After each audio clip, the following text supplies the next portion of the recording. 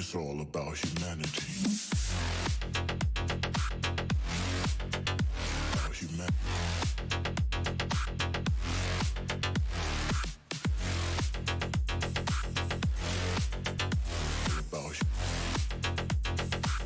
It's all about humanity. About humanity.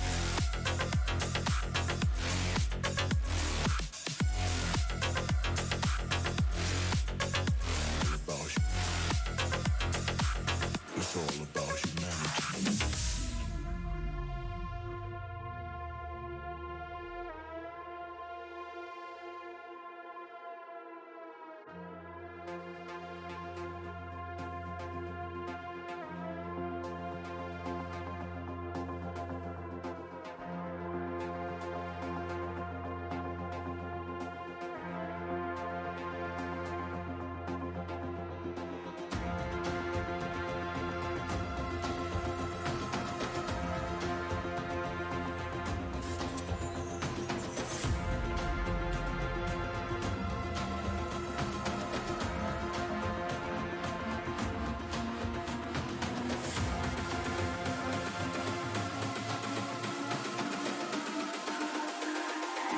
It's all about humanity.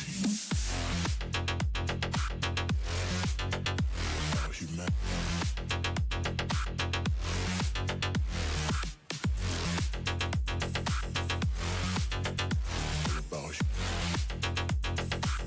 It's all about humanity. About humanity.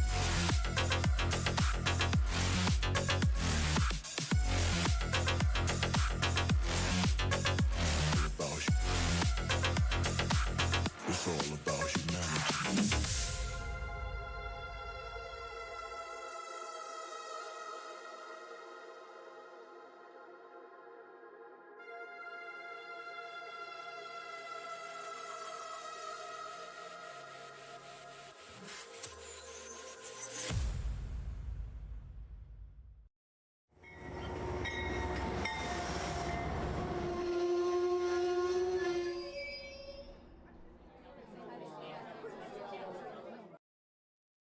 Hello, model citizens. Welcome to Humanity Junction. My name's Heath. Tonight on Trains and Tech, we've got a very, very special, well, not so special, but we've got some guests tonight that are hopefully going to make up for last week's little bit of interesting mess that we went through. If you weren't here last week, we spoke to ChatGPT and we crashed the ChatGPT website, and then I was in a hotel and I crashed the hotel Wi-Fi, and then it was just not a great week. But this week's going to be a good week. Roger's asking if we have more bots. I guess my question is, what do you think? Who do you think we have tonight on? I'm not sure what is going on, but Bernard's already talking about the police. Speaking of the police, I've got some documents that some people might need to sign coming up. Speaking about coming up, Amherst this weekend. I wrote these are my notes for the show. So if you want to know how I plan for the show, this is what you get, is a postage size. Tonight, this week is Amherst.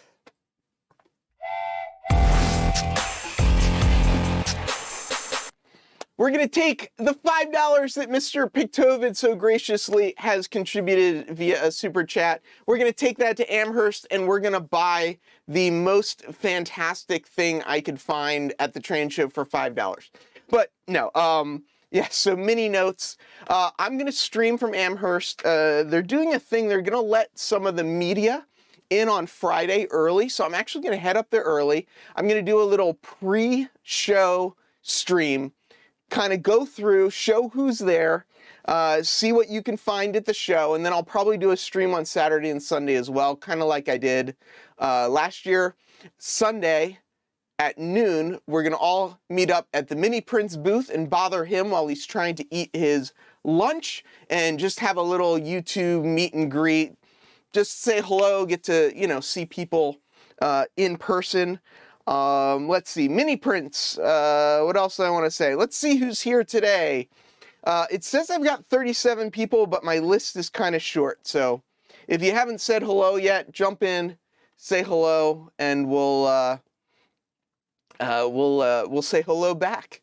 Mini Prince is saying, wait, what? You agreed to it. It's too late now. We're all going to be there. We've got Andy Estep from Este Pande Projects. Andy is going to be joining me at Amherst again, just like last year. Anthony Dodge, the Model Train Outsider, is here. Barry Olson's in the house. Boilermaker Rick is joining us. Cameron from Caboose 121. Tim from CP368 Productions. Derek Alexander's in the house. Dwight from Curly Express. Joey Late Night Model Railroad is here. Lynn McCurdy in the High Desert Modular Model Railroad Club. Alan from Mason-Dixon Railroad. Greg from Midsummer Railway and Scale. We got Bernard from Mini Prints. Andrew, Mr. Bictovid, Norm Miller's in the house, Don Head from Quest Western, Mike the Rail Artist, Ray Boble at the B&N Model Railroad, Roger Coleman, Roy Eltham, the CNNW Mondavi line, Paul is in the house, Thomas Grassi's here, Vika Shiva joining us again, and last, always least, is Stephen from Wig Wag Workshop. Before we get to our guests, though, I haven't seen a lot of people guessing who our guests are, so I think that's good. Last week, people guessed it pretty quickly. This week, I think we're doing pretty good, but before we get into that, let me just say thank you to all the people that support the channel, both individually and the companies that support with helping me with all this. But at the end of the day, it's all about community. I really look forward to meeting everybody at Amherst, so hope you can come find me. I'll be wearing probably something that has this logo on it, maybe a hat. Maybe something else, but yeah, thanks for all being there. It's all about humanity. About humanity.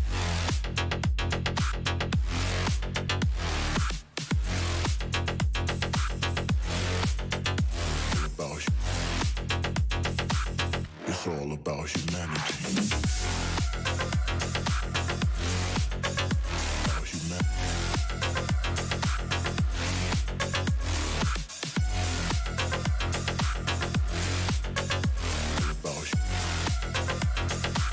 It's all about humanity.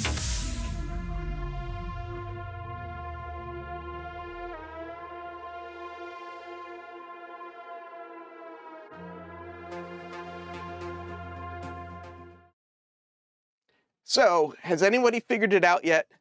I think what we probably need to do is bring up the guests. So the way I think we're going to do this is we'll bring the guests up. The guest is actually here because they want to mention something that's coming up that they think everyone might be interested in. Yes, it's model railroad related. But then I thought we didn't get to ask ChatGPT a lot of questions, so I think it's going to be.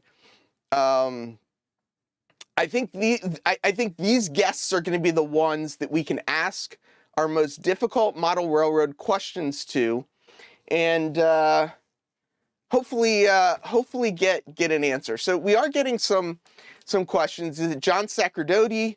Caboose Cameron 121 says Sparky and TSG Multimedia. Derek Alexander says bring up the guests first, and then we'll guess who the guests are. Which I guess that's one way. That would be one way to do it. Alan from Mason-Dixon says he guesses Nisi. Nisi is actually our new Sidetrack Sunday member who will be streaming whenever February 1st, the first week is. So it's not that. John from TSG says is the guest President Biden. Now that would be pretty impressive. Is it Rod Stewart? Almost Rod Stewart level. Not quite, but almost Rod Stewart level.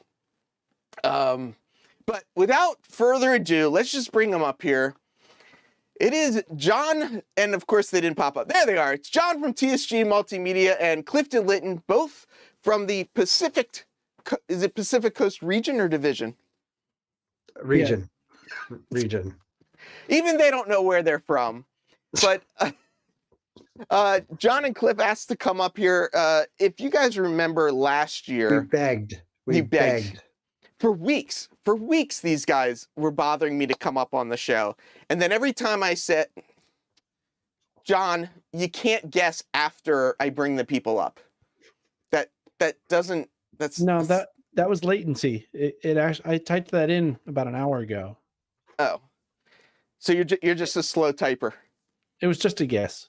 Yeah, well, you guessed correctly. Oh, do I win something? Yeah, you get to be on the show. That's what you win. Does he get like a doorknob prize? Yeah. Well, and moving on from that, last year there was Trying. there was a fantastic event that I got to attend remotely. But it happens in person and it happens remotely. And John and Cliff wanted to take a moment and share it with all of us. So if we want to come attend, we can possibly attend. So why don't you guys tell them what the heck I'm talking about? Because I don't know what I'm talking about. So Do you want me to bring up that little orange thing that we have? The screenshot? Do you still have Go for that? it. I don't have it. I thought maybe it was still on there from when we did our test run before. So let me see if I could bring that up here and show people what it is, because it is a pretty cool event. See if that shows up there. yeah. All right. While John's trying to figure out how to use a computer, STS crew member this Sunday coming up, sub to her. That's her link to her channel right there. And now let's see what John's trying to share for us. Oh, and it helps if I actually click on the button. There you go. Yeah. There we go. Unfortunately, my top secret producer is not a someone who can share links on your stream there, Heath. But Is she in the stream? She's in the stream. I see her making comments. So, Oh. But why don't we talk about this? If it's okay with you guys, I'd like to tell a short story about how I learned about this event. Is that okay? Please do. So, thank you. So, well, I should ask Heath. Enlighten Really. us. Is this going to be like an Abbott and Costello routine? I hope We're not. working on it. Okay. Who's on first? Yeah, exactly. Exactly. There you go. Yeah. Anyway, Man, she's trying. When we type get to in the questions, this is going to be rough. Oh, I can't wait for the questions. Yeah. You got top-notch people here. Top-notch people here. Yeah, these are the guests. These are the guests I get. Just I'm so good at everybody's. questions. Yeah, exactly. You heard my amazing appearance on Modeler's Life, didn't you? I'm very good at questions. Yeah, exactly. So anyway, back to what we're really here to talk about, the Bay Area Layout Design and Operations Weekend Meet. And I first learned about this about 5 or 6 years ago. And I don't remember who told me about it, but I learned that they were going to be having this event up in a place called Petaluma. And so it's a bit of a drive from where I live, but it sounded like a neat event. So I drove up there and sat. Really, it was the intention was to go there and make a video about the event that they could then use to show people what the event is. I do that. That's part of the thing that I do on my channel, TSG Multimedia. So I went up there and got to meet some people that I'd been hearing about really for years. And it was really cool. And the stuff that they talked about was very interesting. It's all about layout design and operations, which are two very, I think, intriguing parts of model railroading. You know, there's 150,000 ways to enjoy the hobby, and these are two ways to enjoy the hobby, especially operations. Anyway, so we made the video, and I've been going ever since. It's basically a 3-day or 2.5-day thing where on Friday, people that show up early get to do something cool that I think Cliff is going to talk about in a few minutes. And Saturday traditionally is what we refer to as clinic day. So we'll have somewhere in the neighborhood of 6 to 8 clinics and or presentations. These clinics and presentations usually include something called the Layout Design Challenge and usually include a panel discussion people talking about some topic. The layout design challenge is really cool because basically what happens is participants get sort of a list of criteria to come up with a sort of a layout design plan, and they're all different. So Heath, for example, if you and I entered the layout design challenge, we would present our layout designs in front of the group, and then people would ask us questions about them, and they would be completely different, even though we received the same set of criteria to design the layout with in mind. So it's really interesting to see how different people approach different problems that way, or different challenges that way. So that's a really cool thing. The clinics are usually very interesting. In this particular case, we have I know for sure one of the clinics is especially good because I actually edited it ahead of time, because it's going to be a remote presentation from someone that Cliff found, who's talking about yard operations. And if you think you know about how yards work, you might be surprised, because it's but the detail that he goes into is just really good. So I don't know if you want to expand on that at all, Cliff, but I'm really looking forward to this. And one of the really cool things, and we've worked really hard to be able to make this a virtual event as well. So it's what we're referring to as hybrid, right? So we're having the in-person event live with people there, and then we have a virtual event that people can attend from really anywhere in the entire world. You get to come and experience the clinic day virtually, and that's the part that I'm working on. There's more. I'm getting, there's questions popping up on the bottom, or comments popping up on the bottom, and it's all part of it. So Sydney talked about the free layout design and operations consultation that you can sign up for, which is another really cool thing. So I guess I'll just talk about that for a second, since it was brought up. Sorry. Yeah. Anyway, so the layout design and Sid operations. throwing you off track? Is that what you're saying? Well, no, I mean, that's something I should bring up anyway. I just didn't think of it yet. So I'm not going off of notes here. I'm going off of memory, because frankly, in case you can't tell, I'm actually very excited about the event, because it's a great event. She's talking about the consultations, and what she's talking about there is, if you are an attendee at this event, virtual or in person, you can sign up. There's a sign up sheet, and have a consultation with someone who's been into layout design or operations for a really long time. And some people are even going to get to talk to Byron Henderson, who's the layout design SIG periodical editor, right?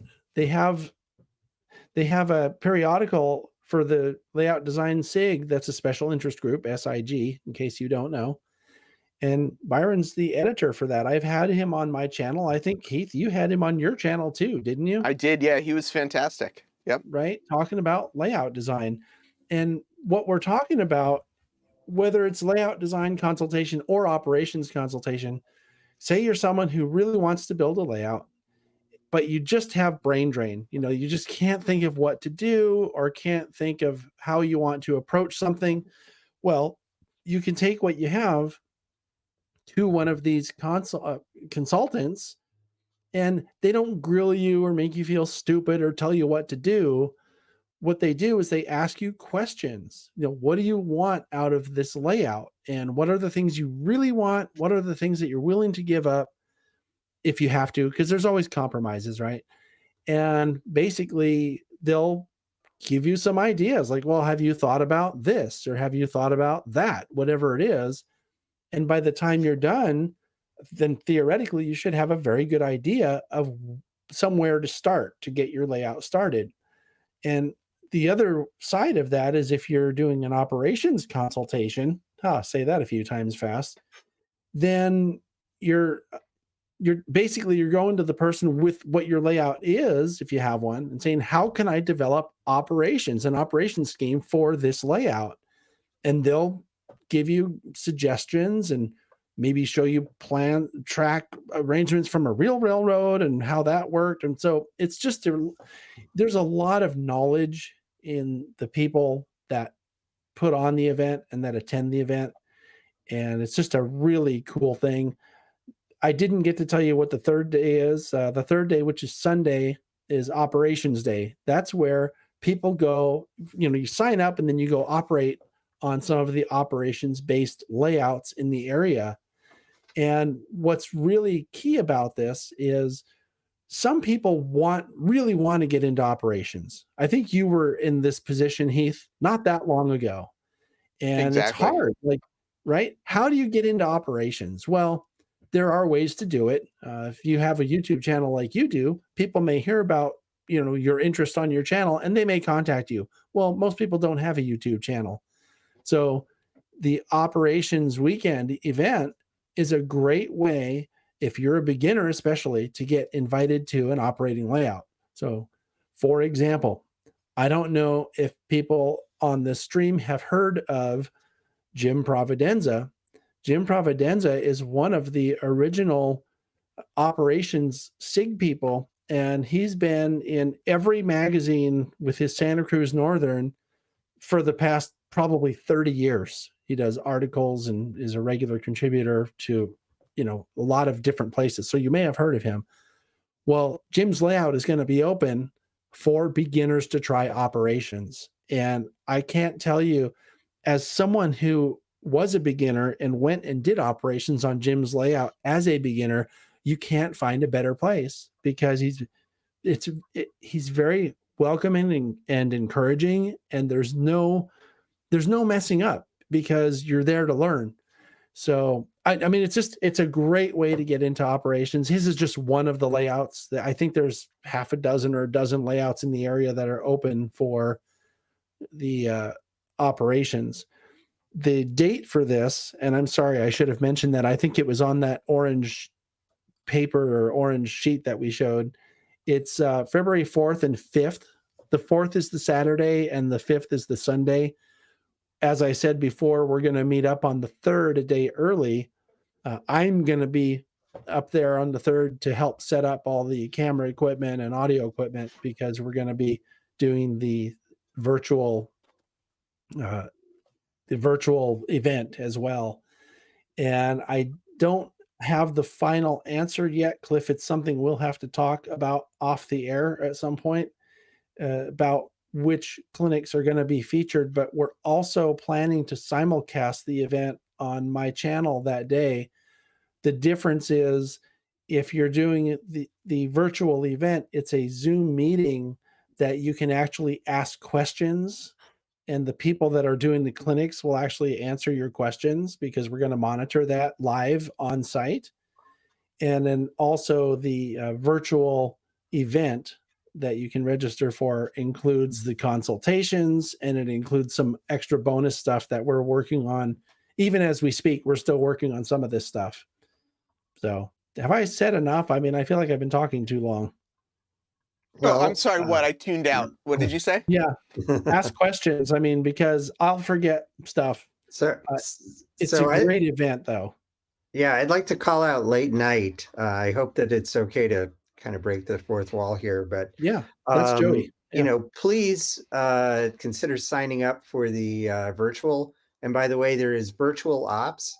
The Silicon Valley lines down in San Jose has been pretty progressive in setting up virtual operating sessions. They've done this a number of times, and if you sign up virtually, you can see if you can get a slot operating on their layout. I don't know what that experience has been like, but I've seen a lot of their presentations for other clinics, and they seem to be they're putting all that Silicon Valley tech to good use in the model railroad environment. Thought I'd go into a little bit more detail about what's going on each day. Sunday, I think John pretty well covered. Friday, and it would be nice if you want to come out to the Bay Area, for that Friday, February the 3rd. We're going to have a dinner, and we're going to have a speaker. Our speaker is Justin Fox, who is president of the Southern Pacific Retired Executives Club, and he'll be talking about some of the operations in the waning days of the SP. Then our clinics, John mentioned we had one on yard ops. We'll have another one on automated trains. One of the members of the Pacific Coast region, David Parks, has been investigating how to use JMRI to make trains operate in a prototypical way. And this has been used in museum circumstances, but he's also looking at it for a layout. I'm kind of interested in it myself because I have a layout with limited space for people, and I'd like to have some overhead traffic running that I don't need to clog up the aisles with additional operators because I just don't have the space. We'll have Dave Clemens, who's designing a new layout. If you're big into the operations special interest group, he's written a lot about train order, timetable and train order operations. He's going to talk about a new layout he's designing. And then we have another guy, Rob Leachman, who's with the, I think he's the president of the Union Pacific Railroad Historical Society, is talking about the last days of Pacific Fruit Express. So I think that those speakers are going to be really interesting. And, if you join us virtually, you'll get a chance to hear some of these presentations and participate in the Layout Design Challenge. There's still time to submit. The concept is a North American prototype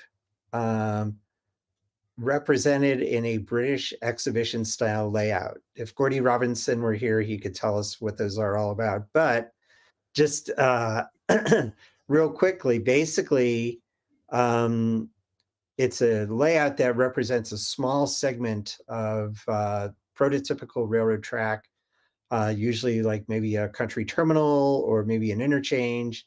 And then there's a certain amount of space in sort of the offstage area that is, people will fiddle trains and they'll put them on and get them ready to run onto the layout. And then the trains come in, do their work, and then off they go somewhere else. So those are, that's the highlights of Saturday. Lunch is included. Sorry, virtual people, no sandwiches delivery to you.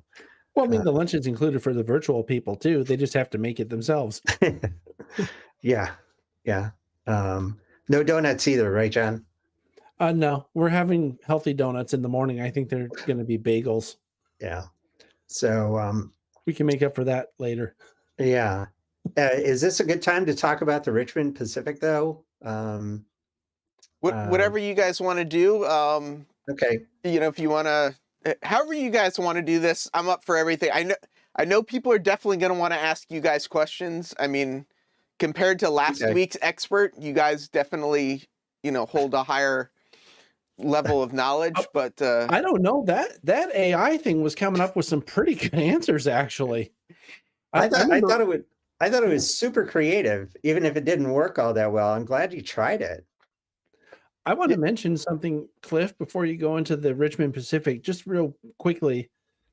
A lot of times events like this you have to be a member of something to join it. In this case, you don't. You don't have to be a member of the NMRA, the OPSIG, LDSIG, or any other SIG for that matter.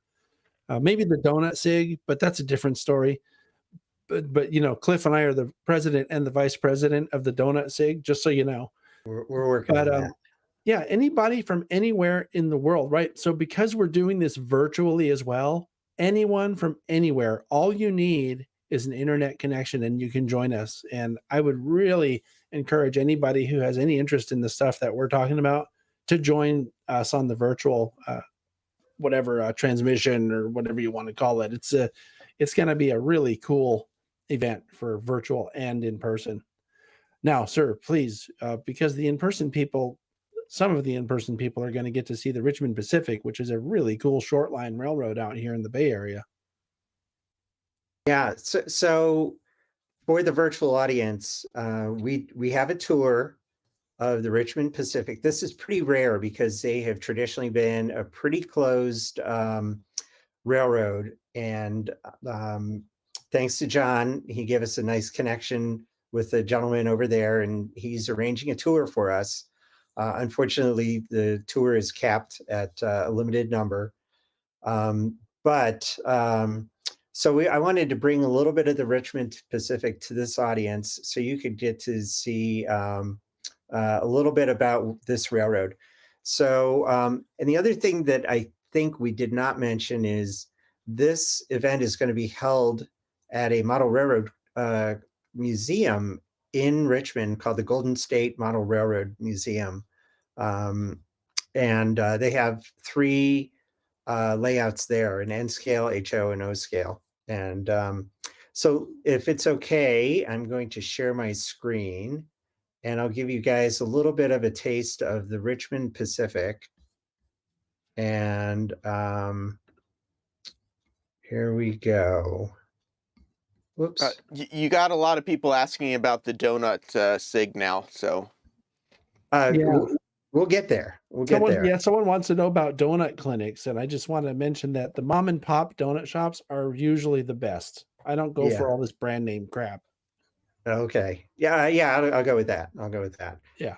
So one little thing to that I'd like to let everybody know, this presentation was largely pulled together by 2 friends of mine, John Cockle and Stephen Cox. John actually used to work for the Richmond Pacific, and Stephen used to live in this area. And but I do want people to know that I'm want to give credit where credit is due.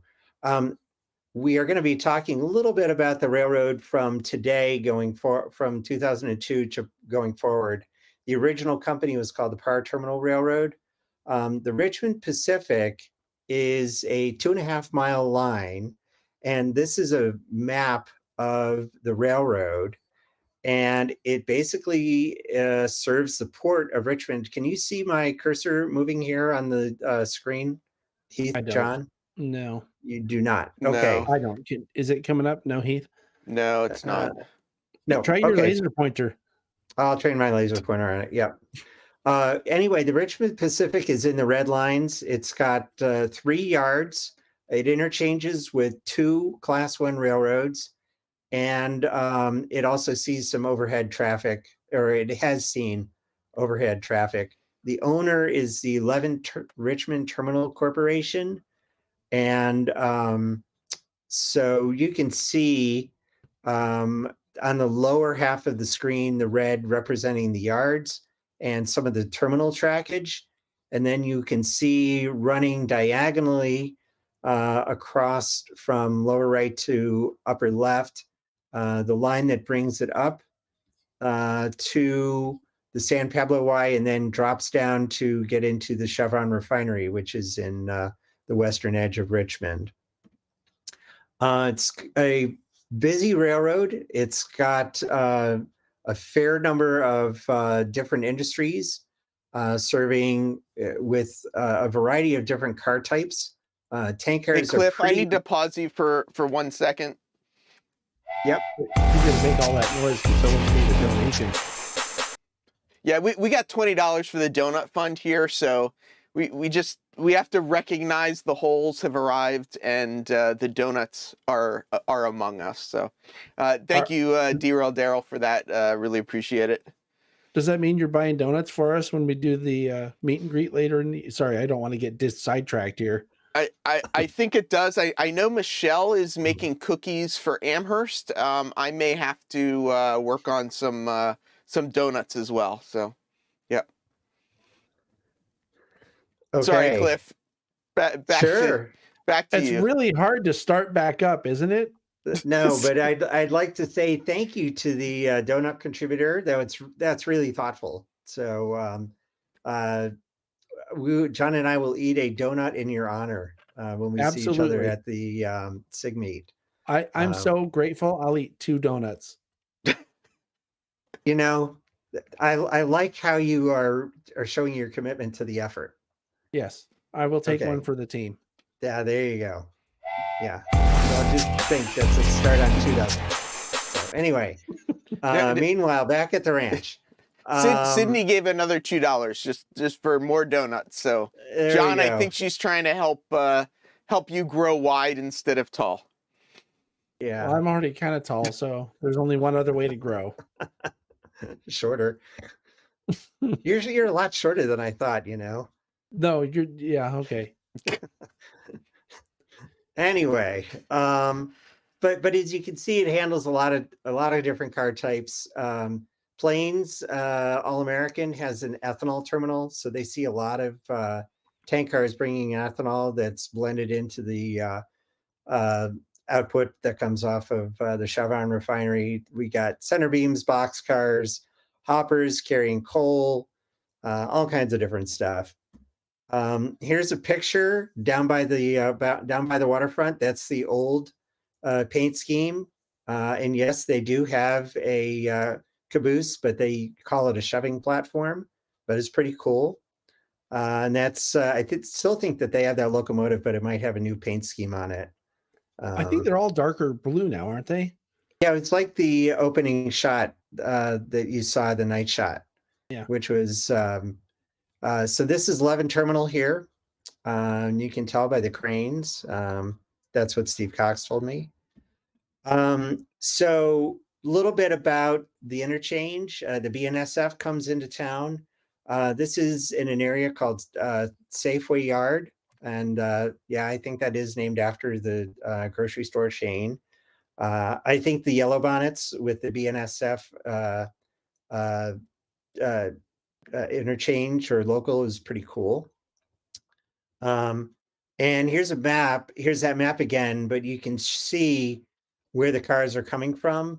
So up in the upper left is that big black BNSF yard, the Richmond yard, that has a lot of car carriers because they do a lot of work with a car carrier yard, and they do some stuff with Chevron. And then it comes down, and then it goes to that Safeway yard, which is a green circle in your lower right. And another interesting connection is the Union Pacific comes in. They have a double track main line on what's known as the Martinez sub, and the rail cars on the left side of the trackage are being set out in an area called Steege, and that is known as the Waterside Drill, and the Richmond Pacific and the Union Pacific exchange cars there. But that double track main line on the right side, you'll see how that gets used here in a minute. And then this is how Steege is set up a little bit. And it actually has a Y with all 3 legs of the Y working, with 2 of them crossing over the interstate that you see on the left side of the picture. That's Interstate 80. Correction, that's 580. And there's the Richmond Pacific doing its thing. And this is showing where Steege is on the map. That's that red circle in the lower right. And the principal traffic that's really using a lot of that main line is passenger operations. It sees 2 Coast Starlights a day, the northbound and the southbound. It sees the California Zephyr, eastbound and westbound. The westbound terminates at Emeryville, which is a few miles further down. And then Amtrak California, which is a combination of National Amtrak and California Caltrans, runs commuter trains throughout the day.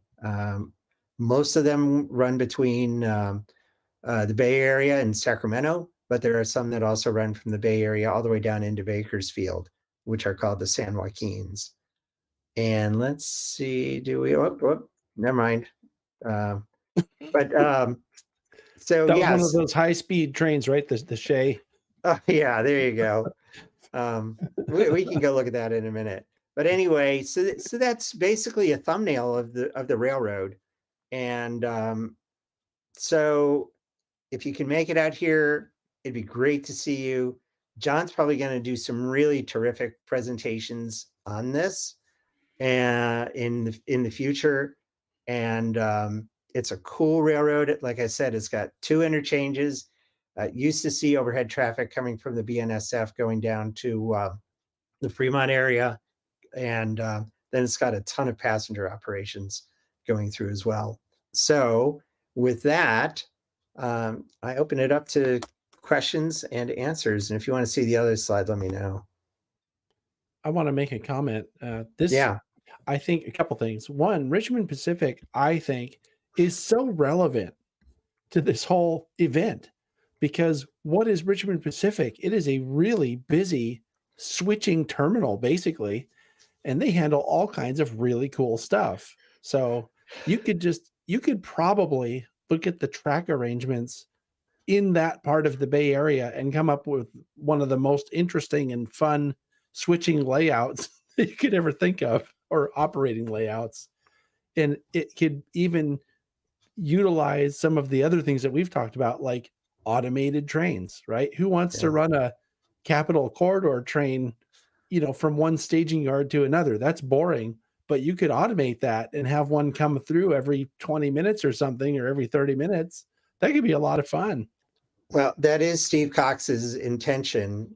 He's trying to develop a railroad, model railroad based on these things. Yeah. And John Cockle has Alice made a GP15 in our Richmond Pacific colors as well.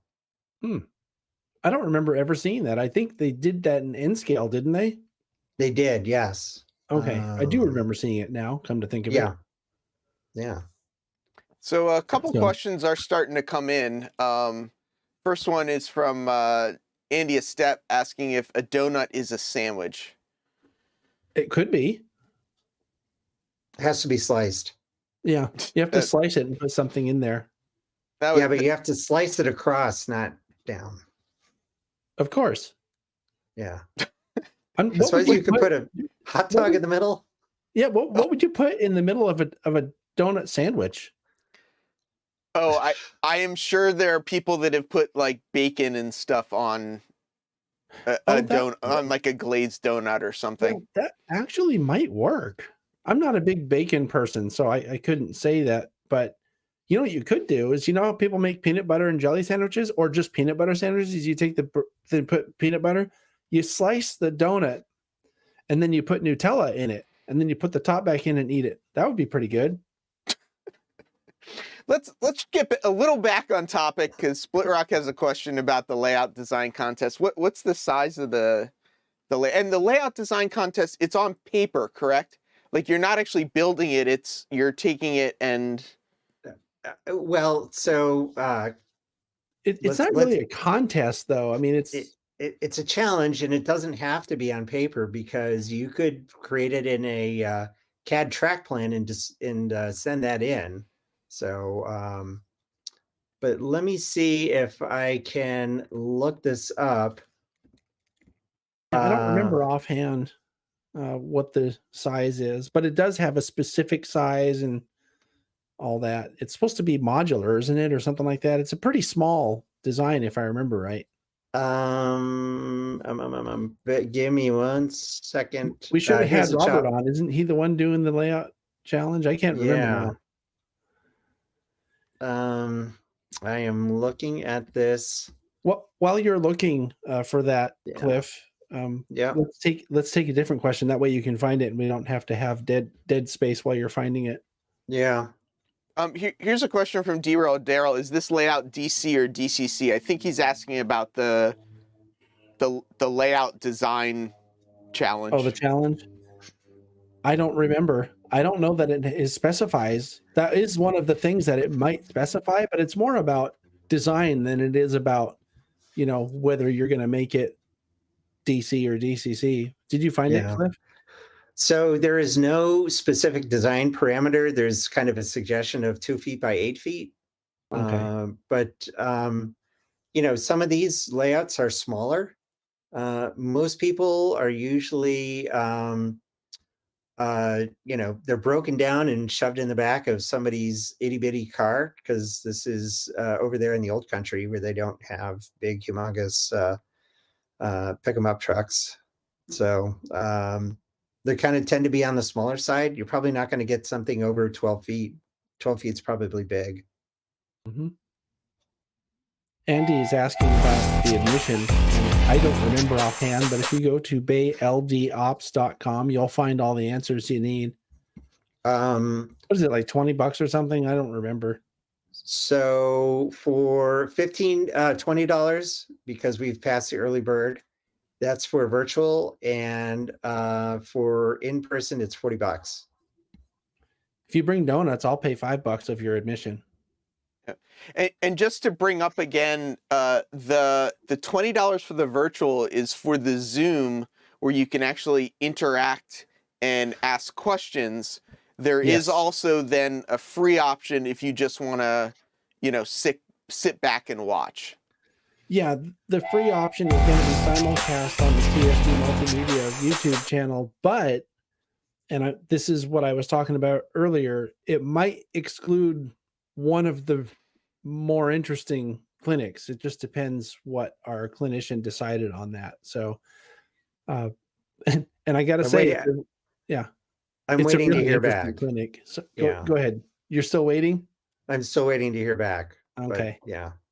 Yeah. So we'll simulcast as much as we can to the YouTube channel. And we did that last year too, because frankly, it's a way to do outreach so that people can see what we're talking about. And I'm sure that there are people who attended last year, or sorry, who watched last year on the stream, who are going this year because they saw it. And that's kind of the idea.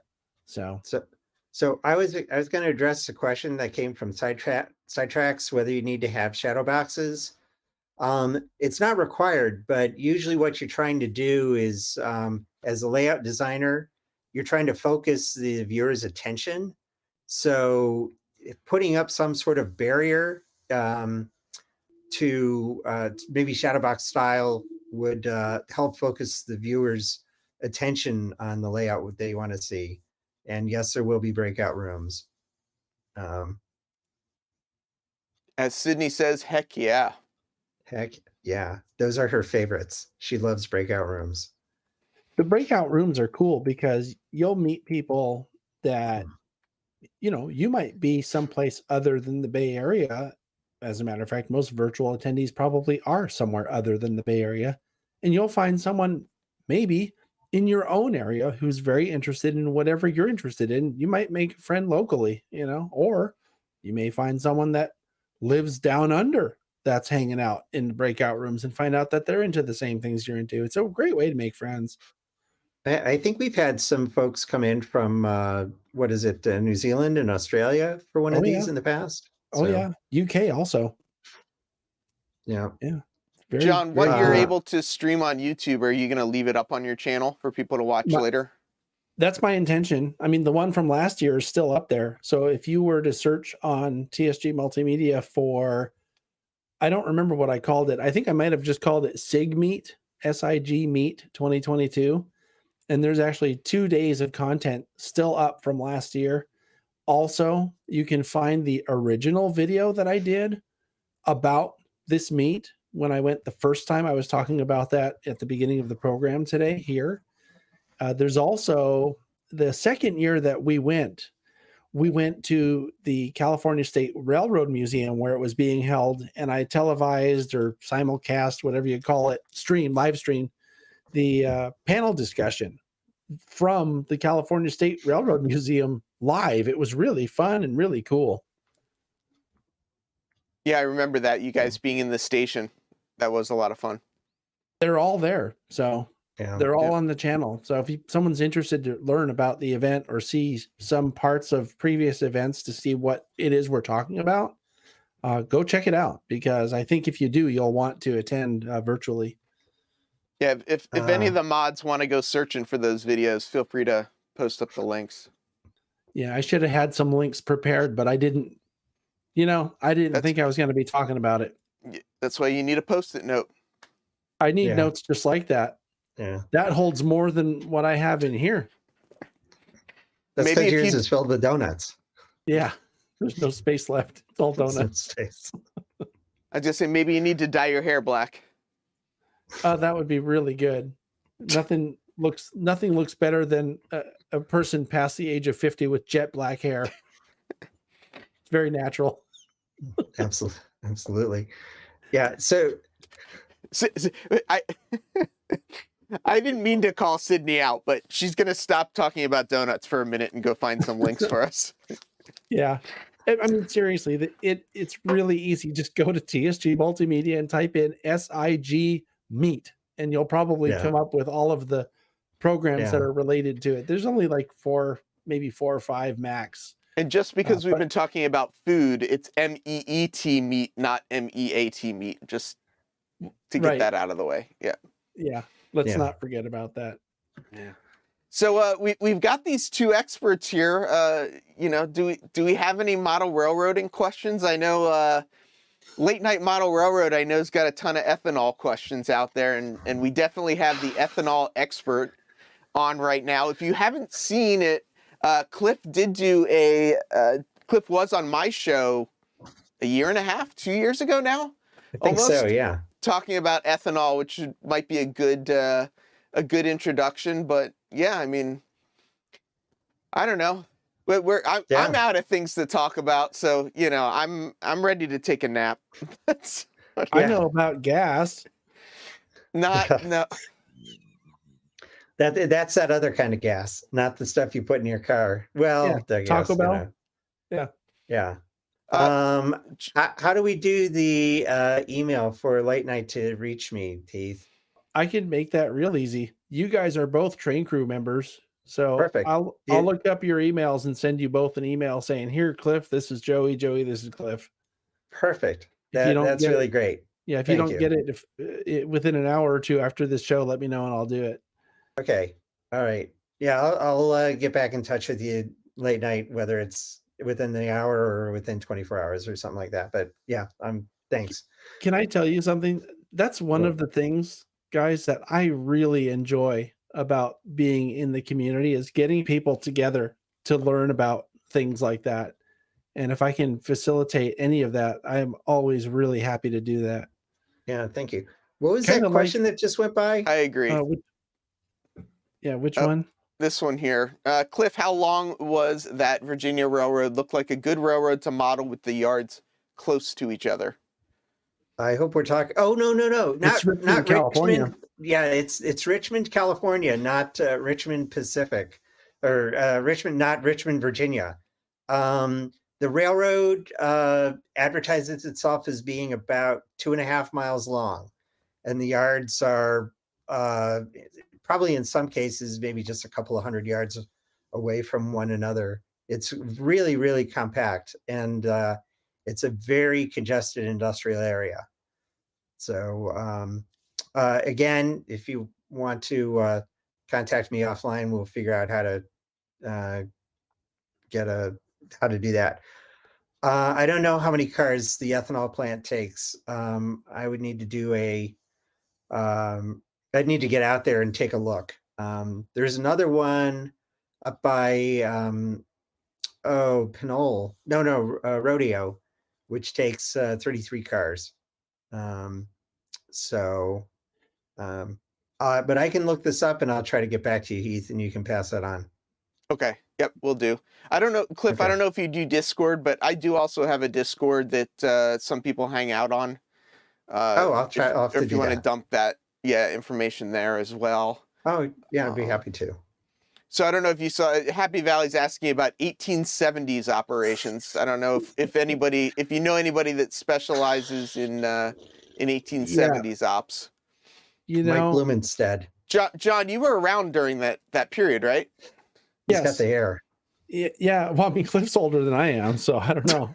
He's shorter though. Yeah, mine's darker hair. Yeah, I was expecting him to be taller, but he's shorter. But No. you know, 1870s is a bit out of my era. I would imagine though that 1870s operations would have all been done with timetable and train order for any place that was congested. So that would be one place to look. I can't read the old. Oh, I can answer this question. So if Lynn is talking about the C&H plant in Crockett, California, there is a model rail. There's actually two model railroad club places directly across in the old Oddfellows Hall. One of them is the Carquinez Model Railroad Society, or CMRS. They have a beautiful HO scale, huge layout that depicts basically, that's good, Tom, 1870s all train robberies. Yeah, didn't think about that, but that's a good point. Anyway, the CMRS has a great layout that depicts the old Cal P line, which we were just, Cliff was just referring to, and beyond. So it goes from basically the Bay Area or Oakland, California, all the way to Sparks, Nevada, over Donner Pass. And they have a great Donner Pass on that layout. It's just a really cool layout. As a matter of fact, I'm 99.9% certain that is one of our operating layouts for Sunday. Isn't it, Cliff? I'm sure I saw that on our list. I think so. Yeah, they do car card operations. I've operated there. As a matter of fact, it may be the first place I ever ran in an op session, and it was a lot of fun.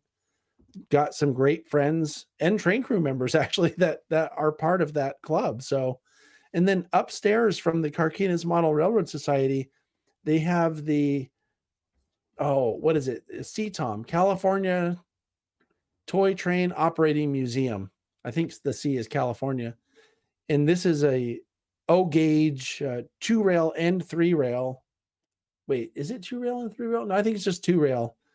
2-rail O scale layout or O gauge, however you want to call it. I did a video about that one as well as one of our TSG multimedia layout tours. CMRS and CTOM are both layout tours that we've done videos on.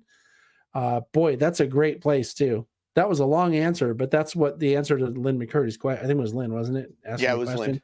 Yep. Yeah. So we got a train related question, which is unusual for this channel to actually be on topic. So Dennis from Otter Creek wants your opinion.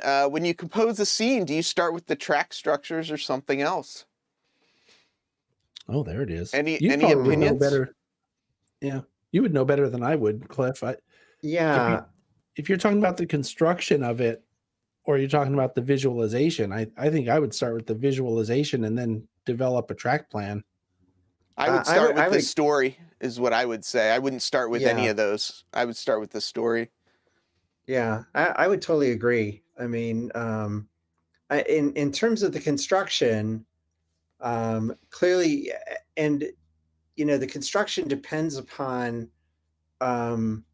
your particular circumstance. Generally speaking, it's bench work, then maybe track work and wiring, and then scenery. But you may have a circumstance where you might reverse some of those orders. I mean, usually the bench work will be first, but scenery may come before some of the track or some of the structures, depending on if you have a reach in that you have to be concerned about.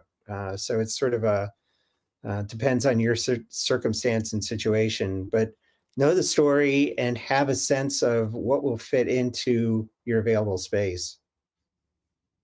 Yeah, what I'm running into right now, though, is like I should have thought of my bench work before I put the turnouts directly over where I have obstacles.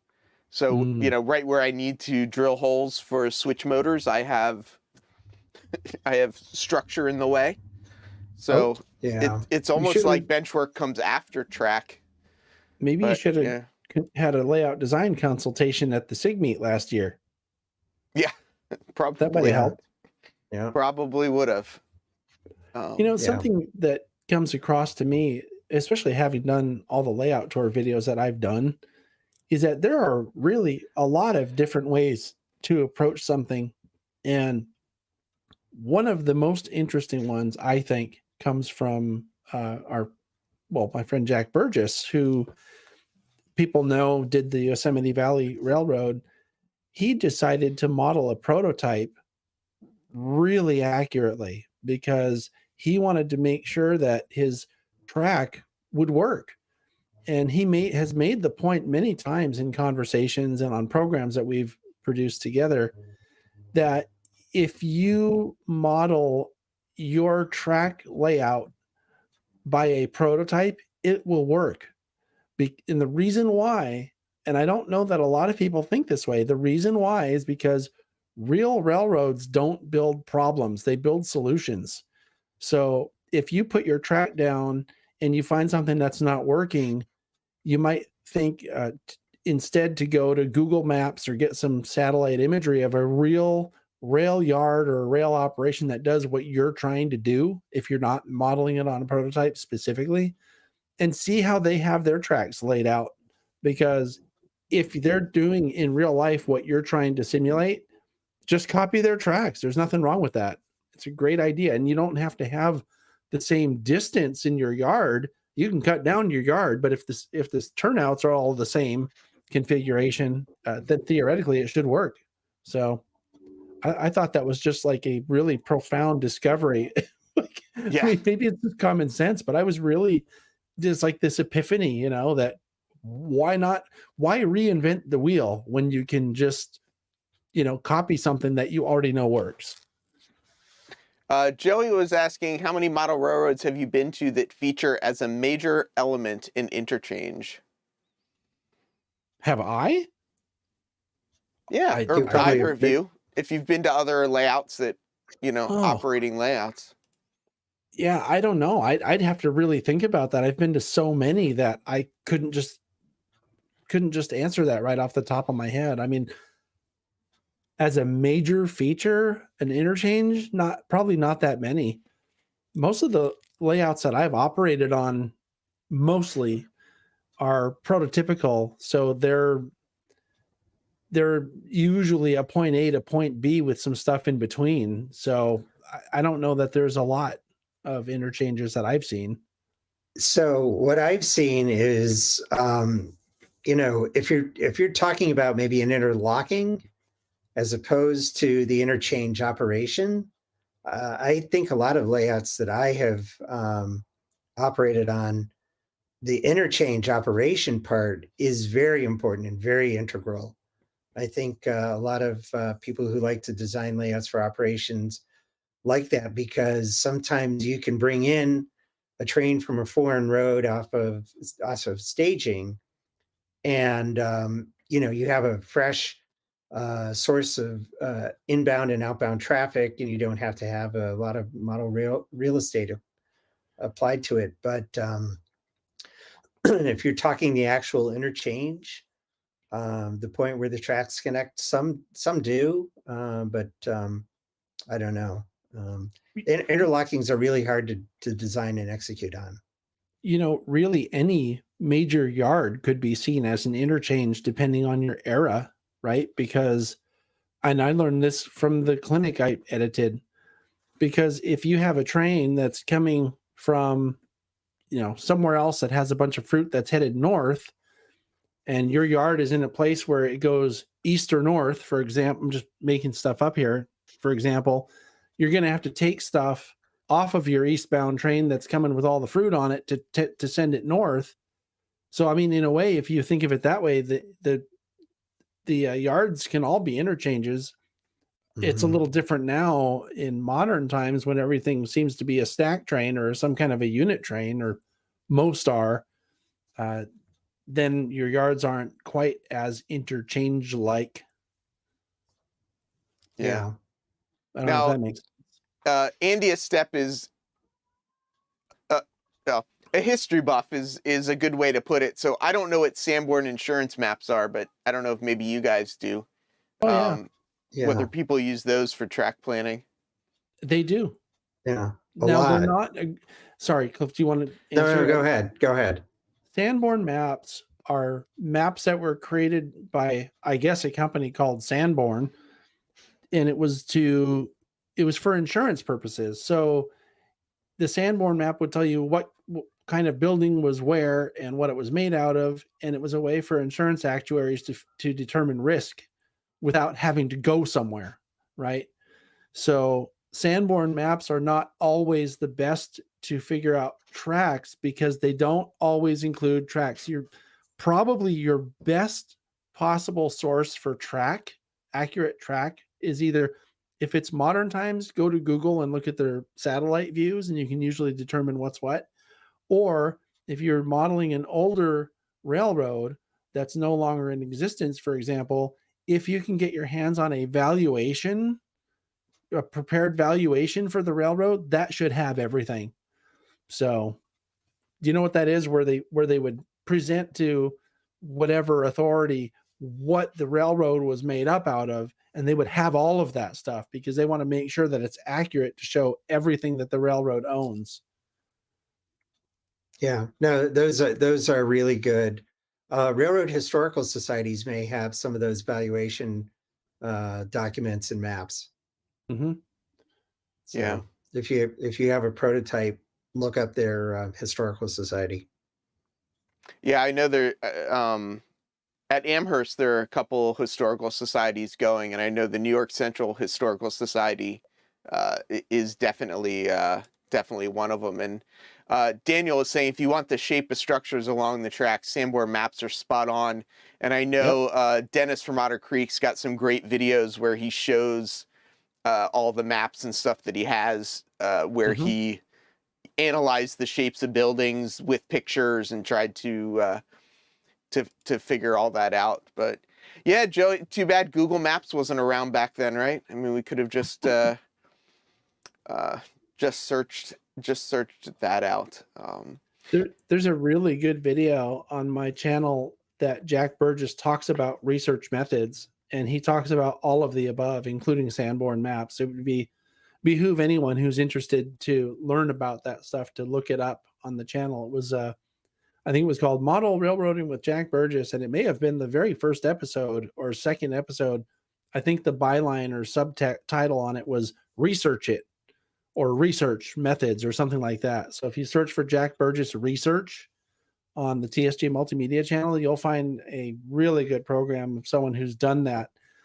If you haven't heard of Jack Burgess or you're not familiar with his work on the Yosemite Valley Railroad that he has, it may be the most prototypically accurate model railroad in existence, maybe ever. I don't know, but it's he really took it to an extreme.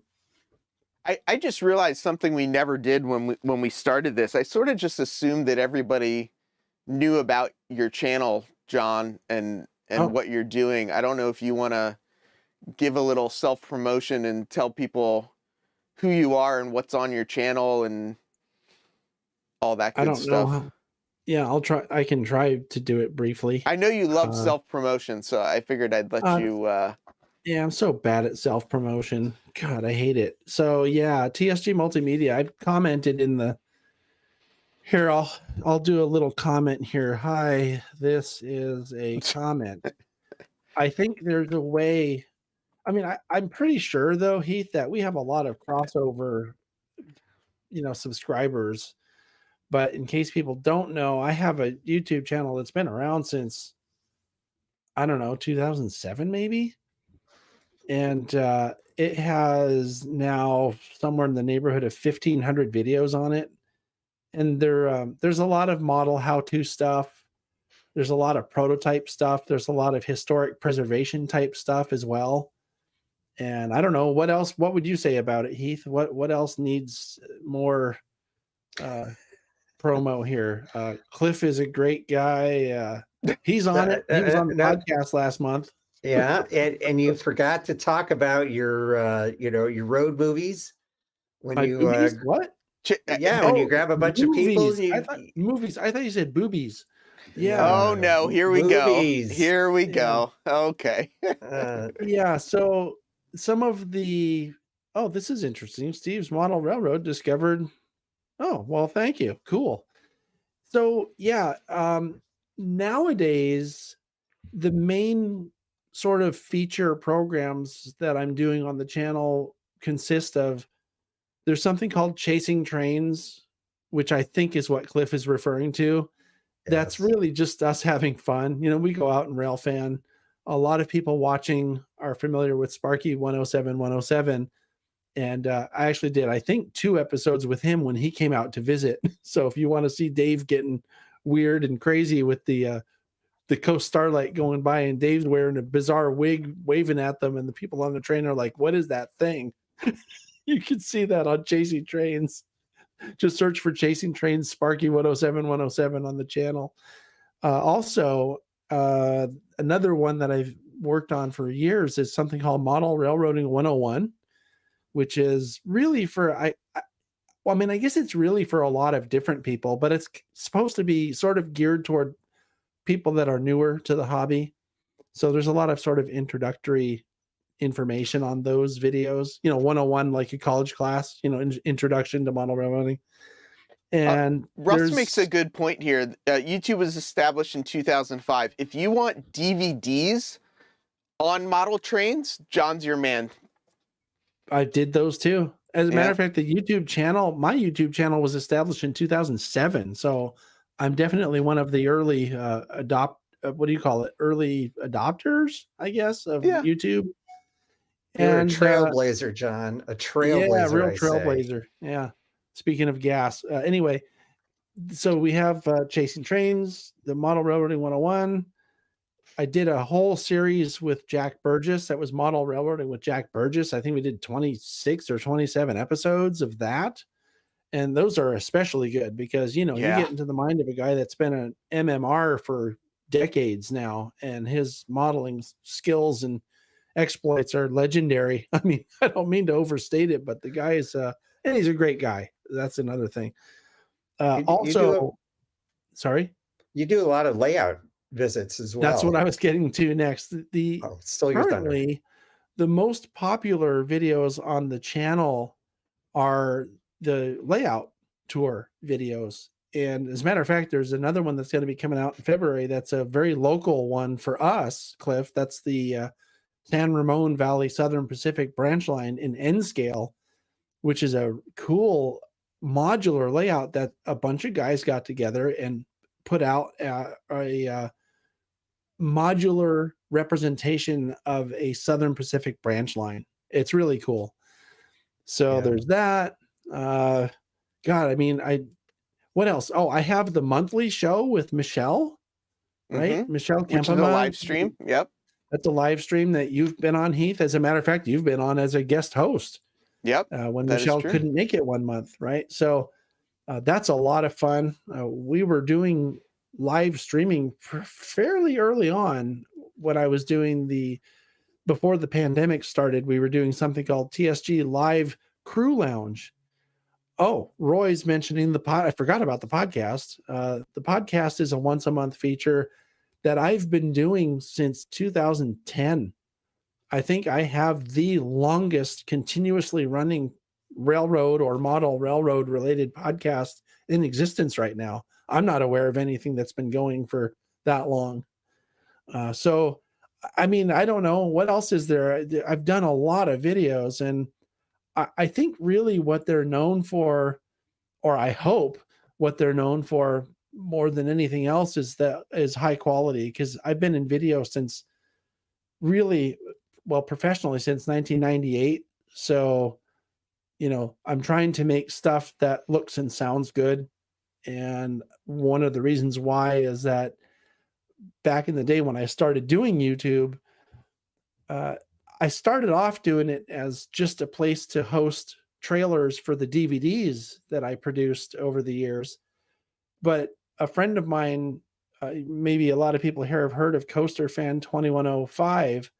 This is a guy named Mike Armstrong, who at the time was from San Diego, but he's moved since then. But his channel went viral, and he has, I think, the biggest train related channel. He's got getting close to 1 million subscribers. I'm not kidding. I'm not exaggerating. It's like 850,000 subscribers or more now. And it's insane the amount of views that he gets. Anyway, his channel started going viral, and I sort of ran the numbers with a calculator and thought, oh, you can actually make some money on YouTube if you get lucky and have your channel go viral like that. So I got a little bit more serious about it. And my focus was, everybody can do a video. If you have a phone, you can do a YouTube video. Unfortunately, a lot of people with phones do YouTube videos and they're not very good. I'm not saying that anyone's specific, but I've seen videos that, that the person knows what he's talking about, but he just doesn't know how to make videos. So they're very hard to watch. And sometimes you can't even see what they're trying to show you because there's no lighting and they're in a dark garage or whatever. So I thought, well, I can do this, but I can just make them look and sound better, hopefully, than the other ones. Because really, if you're on YouTube, what sets you apart? I mean, because there's so many people doing stuff now. It's kind of saturated now. So my idea is to try to make things that look and sound good. You can hear things. We have a lot of fun. I don't know. That's kind of a long answer, but it's a big question though, talking about the channel. Yeah, there are some people in the chat that feel like they're being called out. So, Yeah, I know what you're talking about. Yeah, we all know. I can tell you that nobody on the stream here that I've seen today is anyone that I'm thinking of specifically. No, but YouTube is a great place because it definitely it's a more even playing field. You kind of Sure. You put your stuff out there and kind of see what happens. We got two interesting questions here that I thought might be good for you guys. But are there any new trends in modular layouts that you can discern? I don't have any thoughts. How about you, John? Well, I think that Fremo really has sort of taken hold as the most, I don't want to say it's popular, the most utilized standard, I think, right? Because I've been to train shows and there are a lot of kind of older, like N-Track, for example, but it's kind of dated, it's just three. I think most N-Track has the red line, blue line, and yellow line, like the three different, Container Man. Yeah. Sorry, I'm reading the comments. Yeah. I think Fremo is the one thing in modular railroading that's really taken hold. I don't know if I don't think that's a recent development, but I do think that it's the most used standard in modular. What do you think? I mean, maybe it's a West Coast thing. Well, and that's what I was going to say is I would love if there was so there is a Fremo club. There's not a Fremont club, an N-scale Fremo club in my area. I do think it is bigger on the West Coast than it is here, but I do think it's really taking over. So, and I agree with you. I mean, I did some T-track stuff. I thought about doing some N-track and sort of the parallel tracks just running around, all the modules. I don't find as interesting as what people are doing in Fremo. Also T-track. I've noticed that T-track is a big thing nowadays too, but I do think that Fremo is still the most utilized one at this point. Yeah, Split Rock being very blunt about what is a modular layout people should avoid and why is it T-track? I'm hoping the why is it T-track is why is it called T-track, but right. Well, yeah. Rather than being an indictment of T-track. Well, and I don't know. They've changed it to N-rail now, but so T-track and N-track now fall under what they call N-rail. So I guess I almost feel like was that community getting smaller, so they then combined to try and make it bigger to try and help it grow? So I don't know. I think to answer the first half of that question is, it sort of is, what do you want to avoid or what do you want to gravitate to? I think, again, it's your personal taste. So I would be cautious myself in bringing one up over the other. I'd say check them all out, and then see what works for you. But I've seen some really fun stuff. People have done like N-Track, and they've put their own small layout in the N-Track module so that the 3 parallel tracks are going by there, but they got their own thing going on as well. I mean, So. T-Track was a great way for me to try out some modeling techniques and stuff on kind of a chainsaw layout type of thing, but it confined me to a small area to work in, so I didn't get overwhelmed. And and it's a great way to be social too. Like, some of us love hiding in our small little 8x9 rooms. Some people like going to train shows like Amherst and meeting people. So I think there's a place for all of it in the hobby. There's also something else to consider, and this goes with scale. It goes with DCC, because people also say there's another holy war topic.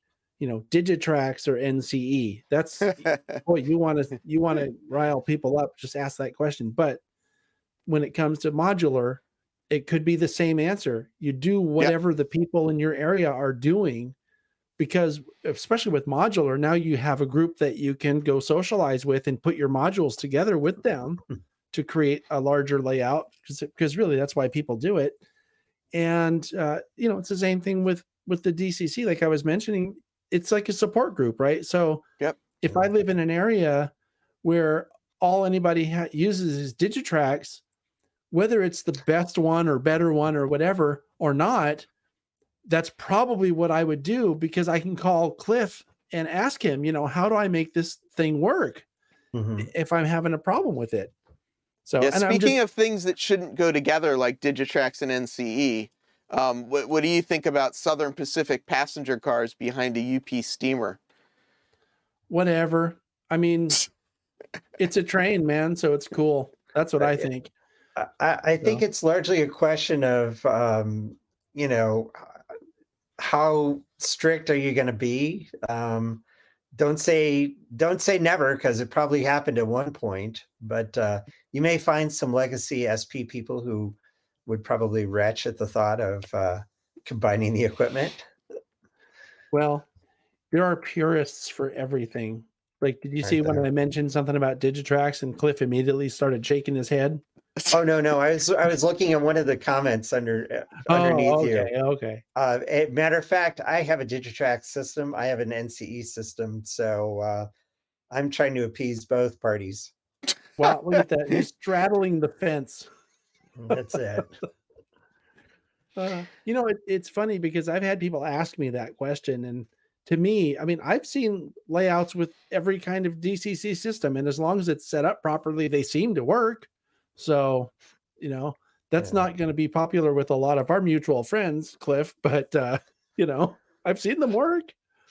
I just operated on a terrific Digitrax layout here, and it was great. And Sure. I was using WeThrottle, so I didn't even have to worry about the whole Digitrax interface. It's just my Apple iPhone interface, and so. Okay, Cliff, time to make a decision.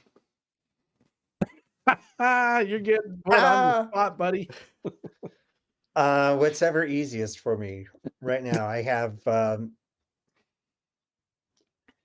so that little you're brief... spotlighted, Cliff. I know that you're up against the white wall. so the fact of the matter is that brief slide that I showed, I have to install a decoder in that Shay, and that's when I'll bite the bullet and figure this out. But right now it's on DC, and I'm using an MRC pack. It works great. So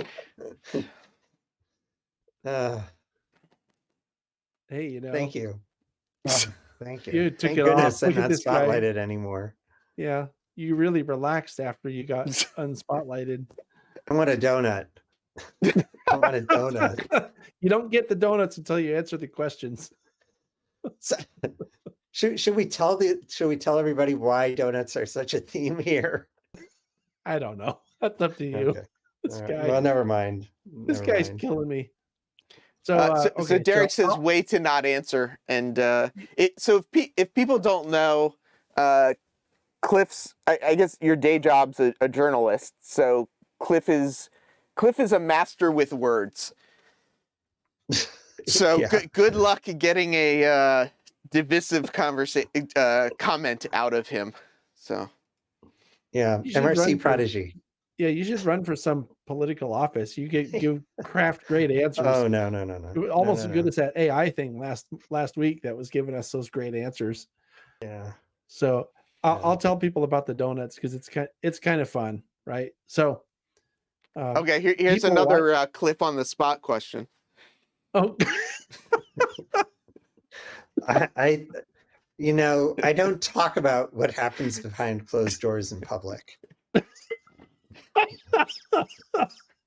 boy, you could really get people's imagination going with an answer like that. All Jeez. I will say is I've only met Cliff virtually. John has met Cliff in person. So Yeah, but I had only met Cliff virtually till a little over a year ago. Yeah. So, but We we were- found out that was funny. We found out Yeah. somehow just through conversation, I guess, that our birthdays are right next door to each other. oh really? Mine's November 15th and Yeah. Cliff is November 16th. Ah, So yeah. So for some reason, he took it upon himself to order some humongous box of donuts and have it delivered to my doorstep. So last year or the year before, whatever, 2021, I guess, he calls me up and said for my birthday, happy birthday. You have to go look at your doorstep. I'm like, my doorstep? What? So I went out there and there's this big pink box. I thought he got me a cake at first. I'm like, oh no, that's huge box. Like, I don't know if we can eat that much cake. And I opened it up and it was full of donuts because there's been an ongoing joke about donuts, I think, on Chasing Trains forever. I mean, that's one of the I've always said to people for years. I've never met a donut I didn't like. So yeah, so I think it's kind of my fetish, isn't it? I mean, you just helped me.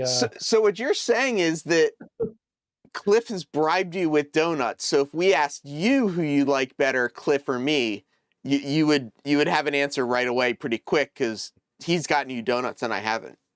Well, I'm also going to see him sooner, so I definitely like Cliff more. So, see, look how That's happy it. it made him. That's right. I'll make sure you get a spot on that Richmond Pacific tour. Thank you. I mean, Wig you know. wag, 24 donuts, that's breakfast. Oh man, I top out at 3. Yeah, well, there were I think 28 or 30 in that box you sent us. So what ended up happening was we were completely donutted out within a couple of days. And if you ever go out to eat with me somewhere, I clean the plate. I mean, I never waste food. I don't know why. I just don't. And so I couldn't throw away any of the donuts, but we also weren't going anywhere because it was in the middle of a pandemic. So we ate donuts for the next 3 days, and even the ones that were starting to get stale, I still ate them. And I told Cliff to never do that again. So, and I don't think I had any donuts for probably at least 6 months after that. Yeah, and then I came down and I think we broke your donut fast. Yeah, we had Cliff came over, I think, in October specifically so we could hang out and have some donuts. So it was good. Yeah. Here's a Now question for Happy you, Valley's John. asking me my favorite donut. I just told you I've never met a donut I don't like. So I do have some less favorite donuts. So anything with coconut on it, forget it. And I don't really like anything with filling. I don't like, cream filled donuts or jelly filled. I guess jelly donuts are okay, but Did you yeah. read Sydney's comment? Is that why you're saying that about coconut donuts? let me see what it says. It went away too fast. I don't read that fast. I have been known to even eat a coconut coated donut, and you have. Oh, I see. Yeah, she doesn't like them either. I think we just don't like coconut. I'm not a fan of fruit on desserts, and to Mhm. me, the coconut kind of goes along with that sort of fruit dessert thing. Yeah, I get what you mean. I've never liked So- coconut. I mean, we were just talking about this in a conversation here at the house recently, and I said, I think Sydney was talking about Jello salads and stuff, and she was talking about these horrendous Jello salads that were presented to her as a kid growing up in the Midwest. What is a Jello salad? Oh, like with fruit in Jello? Yeah, fruit, Oh. coconut, all kinds of crap in Jello. It's like what? Cheese. Right? I mean, what better way to ruin something marginally good than putting coconut and fruit and all kinds of crap in it? You know, to me, it's like putting raisins in cookies. Like who puts raisins in cookies? You put raisins in cookies? This guy. So just to make it clear, because Roy's saying, strawberries alone can almost be a dessert. I will eat fruit as a dessert. I don't like fruit on other desserts, like fruit on cake or fruit. What about a strawberry shortcake though? Have you ever had that with the cream and you don't like that? No. Oh man, that's one of those things that we almost never have, but on the rare occasions, maybe once every 5 years when I get to have strawberry shortcake, I'm like, wow, I should have this more often. I really like it. I love strawberries. Wig wag, that's just bad. What is it? Oh, man. A crinkle ring. It's like this big, I think if it's what I'm thinking of, it's like this big like ring thing. Yeah. What's a ring thing? Is it a donut? Like It's a pastry like a big ass thing. donut. Oh, yeah, big ass donut's good. Yeah, it's kind of like this big. That's a little too big, but we did a Chasing Trains episode this past summer. Michelle came out to California. We were going to chase the 4014 up to Portland, but the 4014 got canceled. And so we went and did other stuff, and we went to Santa Cruz, to the Santa Cruz Beach Boardwalk, and they have a food vendor at the Santa Cruz Beach Boardwalk in Santa Cruz, and they have something called Texas donuts. And I'm not kidding. They are this big. And there's a picture of Michelle looking through the hole of the donut. It is and they're good donuts too, actually. So we had to, I don't think I ate a whole one by myself. She ate the whole thing. I couldn't believe it. Like, wow, she must really like donuts. Yeah, it's a pastry ring. Apparently they call them the racing toilet seats. That does not sound good at all. All right. I'm gonna try to steer this back. Okay, here you go. Talk about nuts. Go for it. I think, does Walters make a kit for Randy's Donuts, which is pretty famous in Los Angeles? You can see it right by the freeway. I believe somebody makes donut kits, but like the donut stand, not like, I mean, you want little donuts, buy a box of Cheerios and frost them, What is that? Like an O scale donut? Or no, that's more like garden scale. G scale. Yeah. So that'd be kind of fun. So are we saying that cereal is just mini donuts? Is that the statement that you're going with here? Didn't they used to make a cereal called Mini Donuts? I think they did. Or something like that? Hello, Google. Sounds familiar, doesn't it? There you go. See, I'm with Otter. Coconut's nasty. There is a donut. Yeah, okay, there is a donut stand kit. So I think it's an HO. It sounds to me like it's something to be added to a... I've seen that. Yeah. HO scale donut shop. It's not good to have toilet and donut in the same sentence. All right. I think he was talking about the ring, the donut ring. Yeah. So here's the Walters. There we go. Yeah, I think I've seen that on people's layouts before, or pictures of it on people's layouts on social media. Yeah. So I'm originally from Chicago. So if you do, if you're going to try to do this in Chicago, it has to be a Dunkin' Donuts with at least 2 or 3 Chicago Police Department cruisers parked out front. Oh, jeez. Well, they're protecting the donuts. They serve and protect. That's what they do. Right. I'm going to be arrested next time I'm in town. Oh, man. Nice. I brought the whole train wreck back around to modeling. Yeah. There we go. How about that, Sid? I think I How missed about my that? calling. I should have been a police officer because coffee and donuts are two of my favorite things. There you go. Yeah. They really are. John, could you see yourself sitting in a car all day just watching trains go by? Sure, why not? He's been there. He's done that. Yeah, we've done something just like that. So, that's what chasing trains is. You're waiting for, waiting for trains to come by. If Yeah. you're lucky, you get to sit in the car.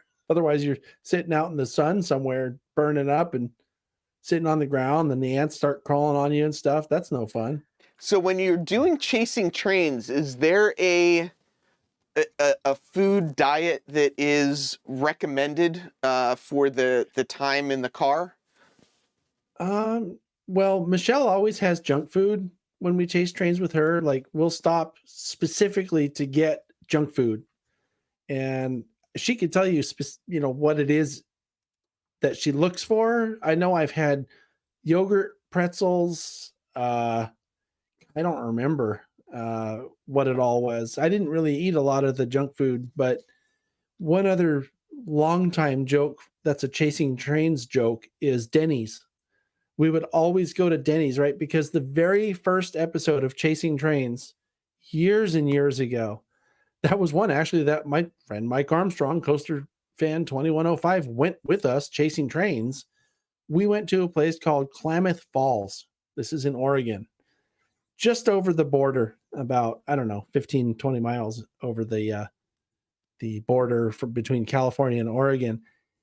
So we would go out rail fanning. Well, first of all, we'd wake up early. The only thing open that early in Klamath Falls was Denny's. We go out rail fanning all day. We get back into town 8 or 9, and the only thing open is Denny's. So we ate at this Denny's like 8 times. We were there for only 3 days, and it's all we ate. So it was like, Denny's, and that's all we ate. And oh boy, it was nice to get home from that trip. Let me tell you, I didn't want to see a Denny's again for a long time. So the joke was we would always go to Denny's. And something else that happened on that first trip, the first Chasing Trains trip, was we had an incident at a Motel 6 where, and I will never stay at a motel. Don't go to Motel 6. It depends on the owners. It depends on the owners, but yeah, I get you. Yeah, well, the one that I went to, the ones that I've been to are all horrible, but we went to a Motel 6 up here in, I think, Vacaville or someplace, and it said, there was a sign that said, coffee will be ready, free coffee at 6 a.m. or something, 5 a.m., whatever it was. It was some time that they said the coffee was going to be ready. So I got up early specifically to get the coffee because I knew I was going to need coffee in order to stay awake because we weren't sleeping well on the wonderful beds at the Motel 6. So I went down there and they didn't have it. So I was a little bit, I won't say I was angry. I was disappointed. And I came on. Chasing Trains is kind of a caricature, right? I mean, we don't script anything or plan anything, but I was on the video, I was very angry because I didn't get my coffee. And there was a big thing about me being a coffee addict. It's like, I'm not a coffee addict. I like coffee, but I mean, it's not like I get all weird if I don't get it. But watching that video, you might think I do because I was pretty pissed. But the thing was, I was more angry that they said they were going to have it and then didn't have it. Do you know what I mean? As someone who was paying to stay there, that's what I was mad about. I wasn't mad about the coffee per se.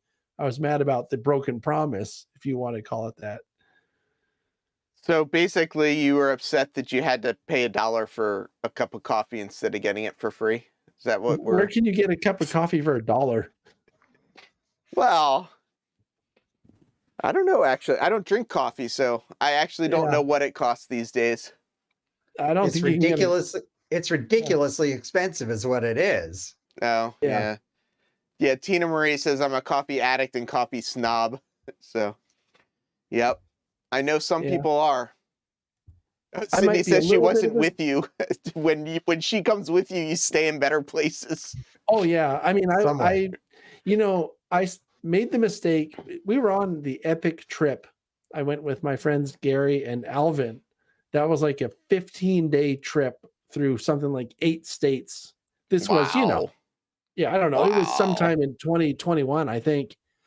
And we came back through Mojave and Tehachapi and then back up, you know, the central coast or the central valley of California to get home. Well, we stayed in Mojave at Motel 6. It was horrendous. Like, I will never stay in that Motel 6 ever. It was terrible.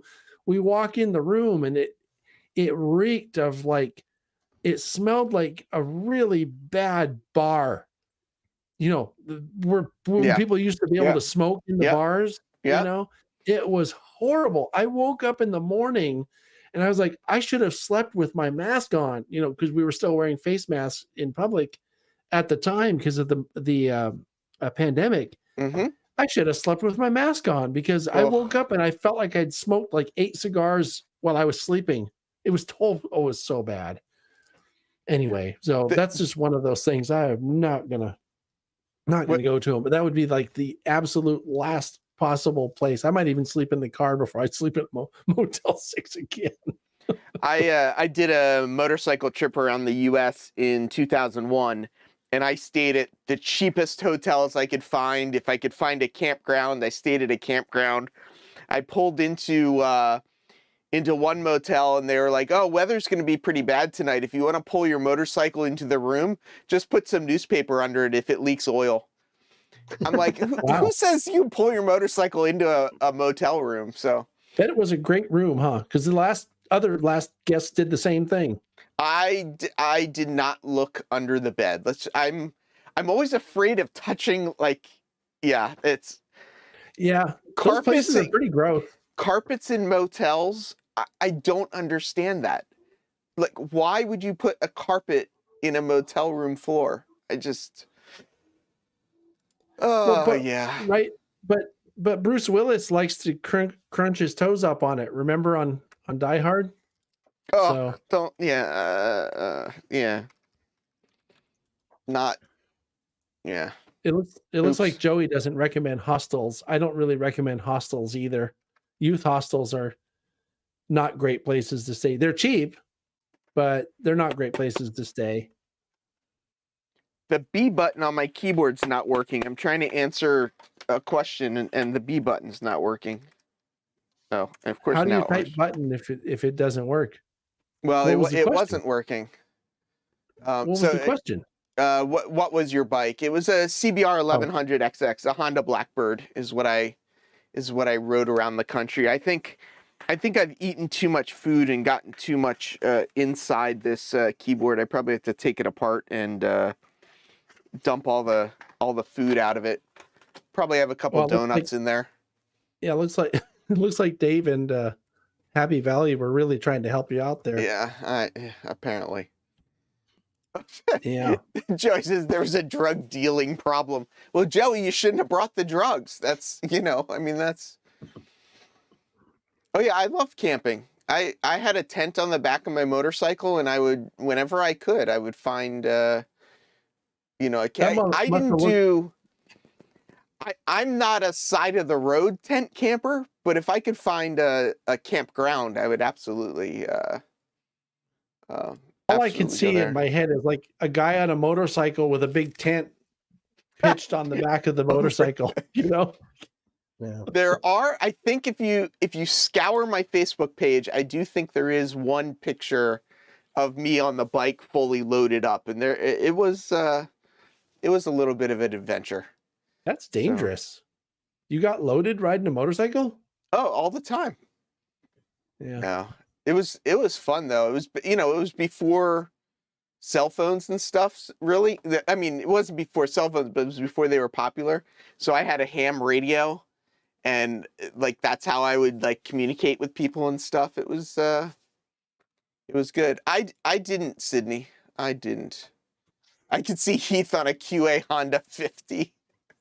Did you see that movie Dumb and Dumber where they trade the van for the motorbike, the little That was awesome. That was awesome.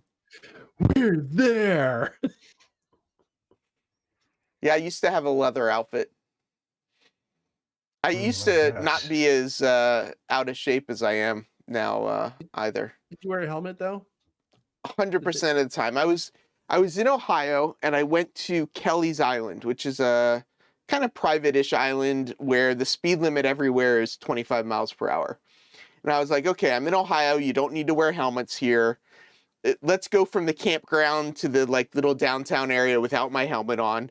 I kind of pull out of the campground and I was like, no, I got to put my helmet on. I don't know how I felt so unsafe not wearing a helmet that I went back and got one. So yeah, I don't know. I just feel like my head hitting the ground at like 50 miles per hour is like a bad thing. Generally Well, speaking, it is. Yeah. Yeah. I've had friends over the years that work in the medical field, and they call motorcycles organ donor Yep. vehicles, basically, or organ donor machines because of that kind of thing. So yeah, you got to be safe out there. I mean, I've had conversations with people and they say, oh, well, I'm a very safe driver. It's like, well, you're not the one I'm worried about. Yeah. There's some guy in an SUV that's going to cream you. So you can't control that. And you can't always get out of the way either. Yeah, and that's eventually I got rid of the motorcycle because I was at that right age where I was doing stuff a little bit too risky, but I was smart enough to know I shouldn't be doing it, but not smart enough to stop doing it. So yeah, I ended up getting rid of it. Yeah, Split Rock is calling out Mojave Model Railroad mentioned she was in a vampire cult. And I don't even know what that is. Well, and that's Split Rock's asking is I don't know either. Well, now I know what you can have your guest for next time. I know, right? I mean, Let's learn about the vampire cults. I might even tune into that one on time. Yeah, exactly. Yeah. So, yeah, if you put holy water in the humidifier, those vampires don't stand a chance. Think Eyes Wide Shut. Tina Marie was in an Eyes Wide Shut cult. Oh boy. Now, okay. Now I don't think there's any chance of us getting back on topic. I'm in a dead end. I don't know where to go from here. We can try. Yeah, we can try. I can give people the link to the Bay Area Operations and Layout Design Weekend again. Why don't we post up some links? Maybe if somebody has a question to get us out of here on topic, maybe we'll try that, and we can cap this off at 2 hours, and I can pretend to go to sleep. Think about trains, Matthew says. Think about trains. Lionel has a new vampire blood tank car. What? Really? That's weird. I'm surprised people buy stuff like that. Well, I don't think it's real blood. No. It's limited edition. That'll get all those bonkers collectors to go. They'll all bid it up on eBay. It'll probably be worth, $2,000 in a couple of years because they don't make it anymore. Oh, there it is. Oh, are you kidding? Look at that. Graves blood bank tank car. And I don't know if I can make it. I'm trying to make the picture. So I'm pretty sure they don't transport blood like that. When empty, return to Graves blood bank. What's the capacity of that? It was over on the left side. There we go. Oh, it's only an 11,000? Huh. It looks like it's bigger than that to me. I like the Herald. Yeah, the RTR. Yeah. Doesn't that look like a bigger tank to you? I couldn't tell you. It should be at least a 20,000 or 30,000. It only looks that big to me on my screen. You need a bigger screen. Is it blood for vampires or from vampires? I got totally distracted. Okay, here. So Sidetracks has a model train related question. What are your thoughts about 30-inch by 48-inch modules for a new club layout? I think it's way too big, but that's just me. It's too deep. Unless it's accessible from both sides. That's too deep, isn't it? Yeah. I'd say that's pretty big. Yeah. Um, um, That's funny, Thomas. Right? Yeah. Only foamers would be. I'm over Yeah. here complaining that it's only an 11,000 gallon tank when it looks like a 20 or 30,000. Yeah. that's it. That's Oh, it's in false, the new catalog. This is Lionel 2010 ready to run catalog in the screen share. So is this the new one or is this the old one? Because here it says most recent catalog, Lionel 2010, but Tina Marie's Well, saying it's in the. Oh, she's saying that isn't the one. oh, Oh, That's check that not. out. So wait, there's more than one blood tank car? Blood transfusion bunk car.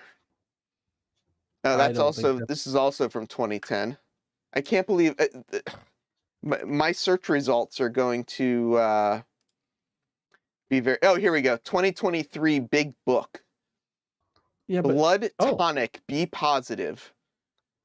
That's me. I have blood. I have B positive blood.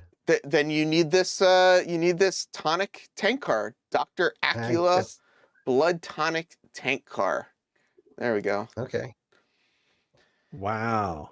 Whew. That one doesn't even have reporting marks, does it? I don't see anything on the side that tells you what it is. I don't know what this little thing is right there, but it looks like a little Mm. blood symbol. Yeah, But, I yeah. don't think that's it. I don't think it has any Oh. reporting marks. You can't run that on your railroad. Nobody knows what it is.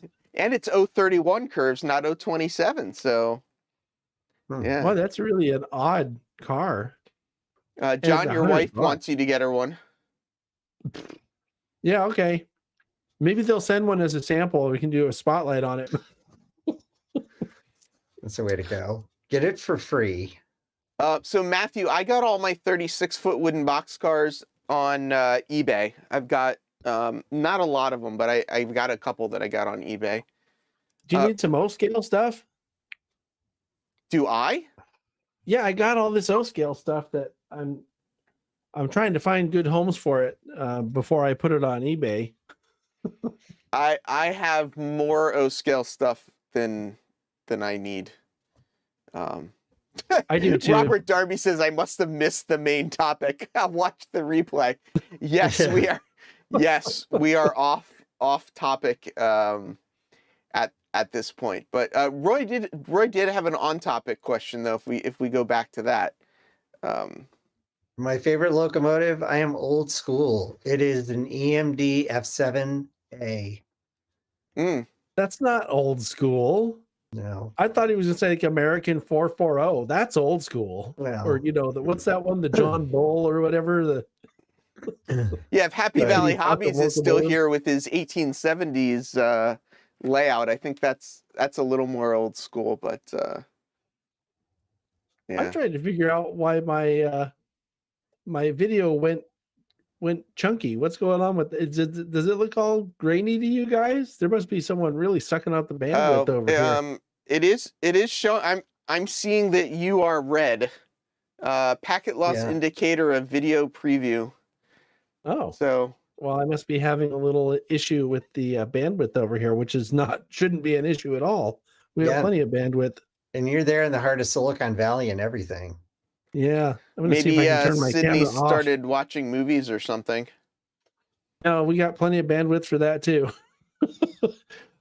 I dealt with having really low bandwidth for a long time, and when we did the national NMRA convention a couple of years ago, I decided that was the last time I was going to deal with the slow internet. So I upgraded to a cable modem that gets almost 1,000 megabits per second down and about, 40 or 50 up. I should have plenty of bandwidth here.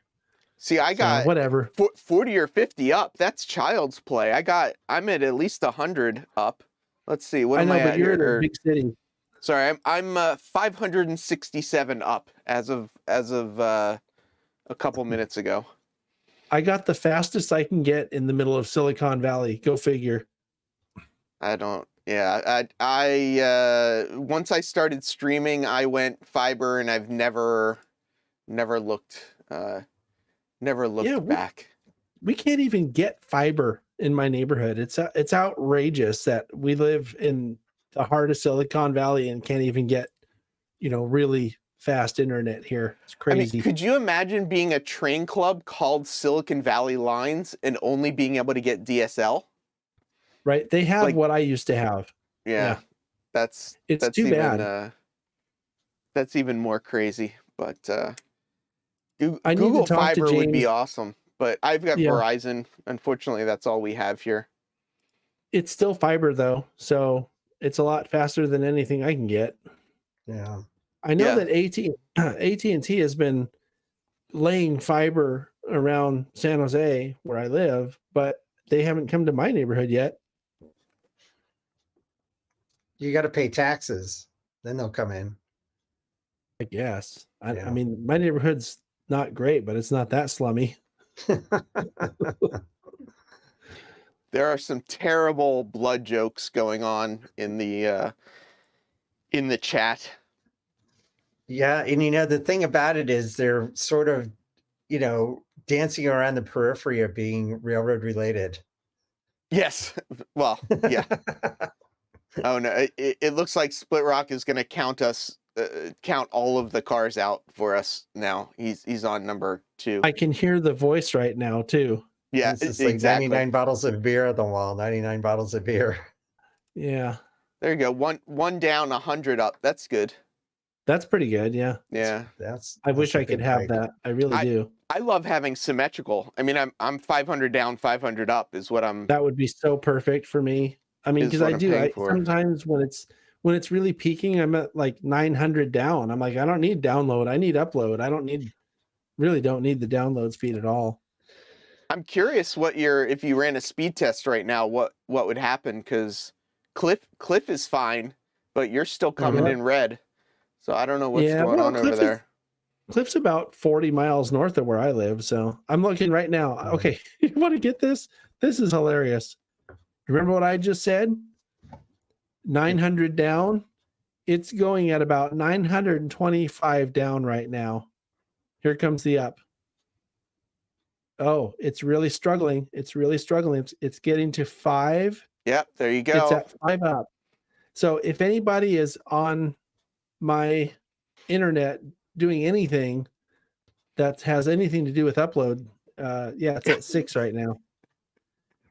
I can share my screen. I think I can share this. You want to see it?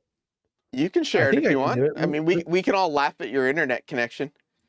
California, Silicon Valley, you're Look at this.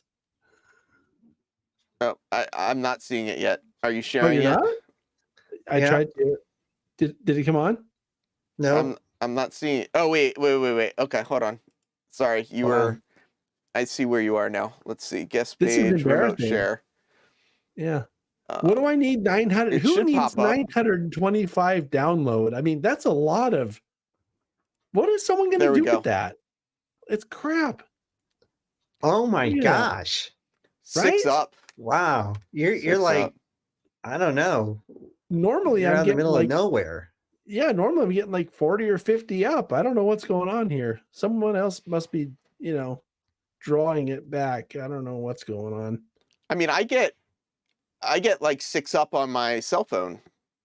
Do you see what I got last time I checked it on the 12th? I got 38 and 35. Yep. So, this is a little unusual, but the 900s down is pretty standard apparently. So basically what you're saying is you come on my stream and that's what I get is shitty upload speeds. Yeah, sorry. I'm sure it's your fault. Well, everything is your fault, isn't it? Blame you. I'm blaming you. I do think so. Sydney's saying nothing else is running in our house, John. No excuses. Yeah, I don't know about that. Something must be running in the house. But, I meant to ask you about that, Heath, because I know for a while everything was blame Heath, blame Heath, blame Heath, but I haven't heard that in quite some time now. Are people still blaming you or no? Yeah, I don't think it's as much anymore, but I do think it still happens. Yeah, 150 up or 150 down, 30 up for Starlink. That's great. Blame Heath made me famous. There is still, I mean, you can still get Blame Heath merchandise and everything. It is still out there, but yeah, I think. Well, I just did that ops video on my channel that bombed. Not Yeah. because the video bombed, but because the operations, I couldn't get a train to run more than 2 feet before it crashed. People are asking, are you hardwired or on Wi-Fi? I'm on a hardwired connection here. So And Sherry from Z Fantasy Train says, yes, we do. I could try switching to the Wi-Fi, but I don't think it would be any better No. on Wi-Fi than it is on a hardwire. I think Sidetrack 77 has it. It's probably one of your neighbors got online and is doing something. Yeah, I think So- cable's like that, isn't it? Isn't it known Yep. to be dependent Yep. on what's but then why do I have 900 down? Because that's pretty fast. And most people do the download and not the upload. I don't think there's any other people doing a lot of uploads around here. I don't know that though. Maybe they are. It could be that your neighbor's live streaming on a model railroad channel. I mean, we can. Yeah, all the neighbors clog it up. One of your neighbors could be gaming. Maybe it's what time is it there? 7. So maybe your neighbors just got home from work and jumped on their gaming computers and. Yeah, it could be. Yeah. I got to tell you though, when I Sydney. Yep. Blame her. Whatever. Blame her Whatever now. works, if the shoe fits, as they say. Yeah, exactly. 2 feet? Don't you mean 2 inches? Yeah, I know. I could. Yeah. Well, 2 feet in N scale, 2 inches in reality. Yeah, cable's shared with everyone on the same node, so it's likely there are definitely people shared on your neighborhood for cable, which is another thing I love about fiber is not having that issue. Yeah. I also have I have business in this office. I have a business account. So cool. I have a question. So Yeah. I don't know if I asked you directly, Heath, or if I have, you just haven't answered yet. Are you planning to come to that meet and greet thing in May? I don't know yet. Not to get into all the details, there's other stuff going on, and I want to get through Amherst first and kind of reevaluate the budget and see where things are. So Yeah. Do you know about that, Cliff? Do you know about the meet and greet that we're doing in May? Yes, I'm on your email list. Are you planning to go to it? Still sort of to be determined as well for me. So, So John, no one knows what you're talking about right now. So why don't you drop it? Why don't you give a little more information? I thought that everybody on your subscription is also on Dave's subscription too. I guess we must not have as much crossover as I thought. Some people might only watch good YouTube channels and not watch other ones, so they might not be subscribed to Sparky. Well, I like how you put that, but you didn't say which one is which. I know. Exactly. Right? Exactly. So if I can find it, this doesn't really tell us much. I had a screenshot that was for that when we were talking on the show that I do with Michelle, but I can't find it now. So Sparky 107 has for the number apparently he's still here. Yep, for a number of the past several years has done an annual what is referred to as a YouTubers meet and greet. And so what he's done, look, he put a link there for his video about it. So I might get some of this wrong. If anybody wants more information, you can check out that link that just popped up on the screen. It's also in your chat on the right side of the screen. You can probably just click straight on it. This is the graphic that was professionally done, I think, by you, Heath, wasn't it? If it was professionally done, it wasn't my graphic. Okay. The graphic I'm showing on screen right now is the graphic I did, but I would not say it's professional. Well, it's a professional photograph because Michelle took that picture of the big boy.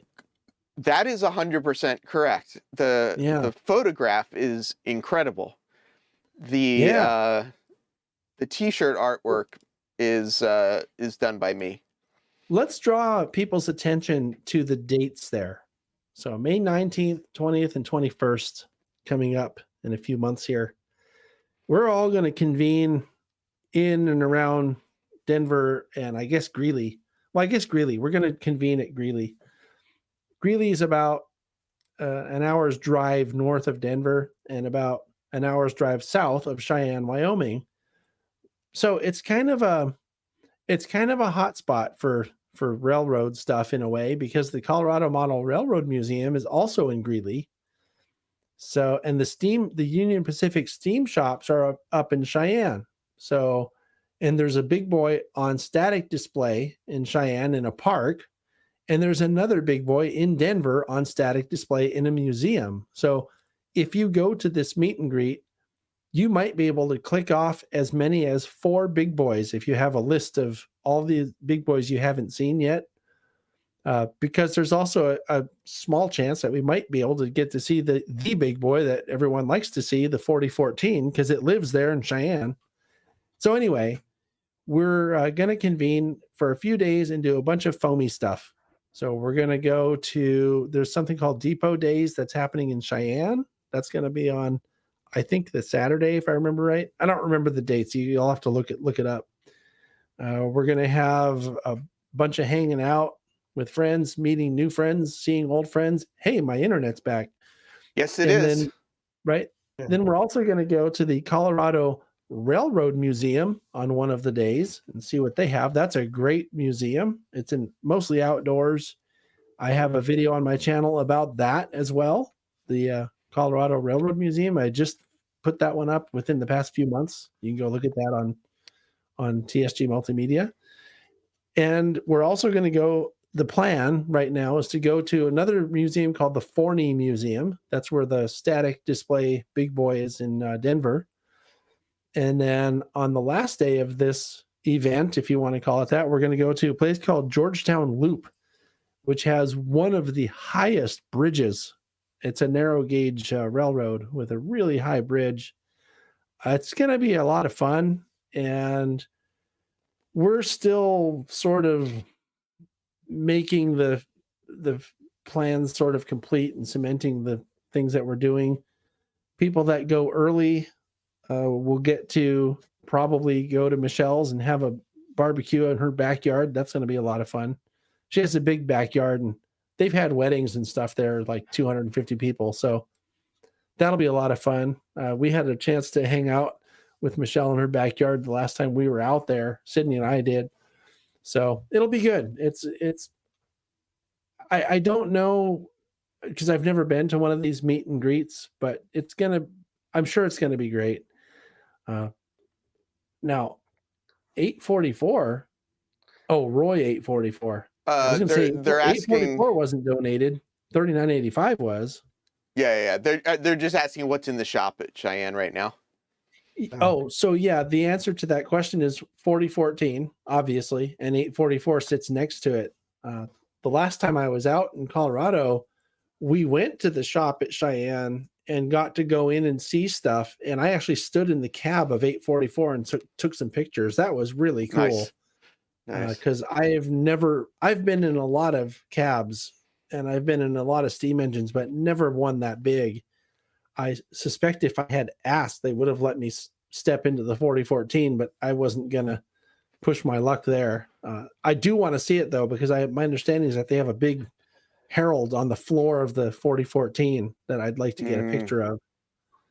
So yeah, well, Cameron is saying that the 844s in Cheyenne, the 3985 was donated. That is correct. They also donated another big steam engine to the Silvis group, and I don't remember the number of it, but I did see pictures of it on. What were they calling that train? The hospital train that went back to Silvis? Do you know about that? They were calling it the hospital train, and I don't know why they were calling it a hospital train. I think it must have had something to do with the fact that they were transporting cold locomotives, but I don't know that. Don't know. Anyway. Don't know at all. Hey, Heath, John, I'm sorry, but I got something coming up and I gotta jump off the call here. So thanks. We're supposed to set the new record, Cliff. You're supposed to be here for 7 hours. Oh, well, okay. Yeah. Sorry about that, but great to be on with you. Anybody that can make it to the Bay Area LD Ops, be great to see you, whether virtually or in the flesh. Thanks for coming, Cliff. Yep. It was great to see the Richmond Pacific pictures. Thanks. It was great to show. We'll talk to you soon. Okay, bye-bye. Thanks, Cliff. Oh, look at that. Oh, I suddenly was two people on the screen. Now I'm switching to my 2-up look. I don't, I've got all the scenes built, but I don't have them all, I've got all the, the different scenes, but switching from the one to the other, I don't know that I got. Andy Dorsch says 7 hours. This isn't second section. Did second section podcast go on for 7 hours? I know you guys typically do a 3-hour show. Split Rock says hospital train is a term used when they move old equipment that does not work. Oh, I surmised correctly, or close to correct. I didn't know that. I'd never heard that says before. He hears Sparky. So, yeah, if you are around Sparky and you are live streaming, make sure he knows you're live streaming before you get anywhere near him. Well, I know that when he's making videos at the California State Railroad Museum, I come in with really good narration about how they purchased the locomotives at Amazon or something like that. I was giving him all kinds of historic information, and he gave me a dirty look. He turned around and says, "I'm trying to make a video here." And meaning it wasn't factual? Oh, no, it was really good information. Ask him sometime. He'll tell you. I think I did. Yeah, I see your lips moving, so I can only assume you're not telling the truth. But yeah, I don't remember what the narration was, but it was pretty good though. It was pretty, yeah.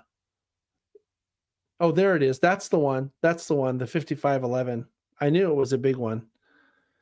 So, and it got there, right? I mean, I've been seeing pictures of the locomotives at that shop. I've been trying to figure this out though, and maybe someone out there would know. Oh my.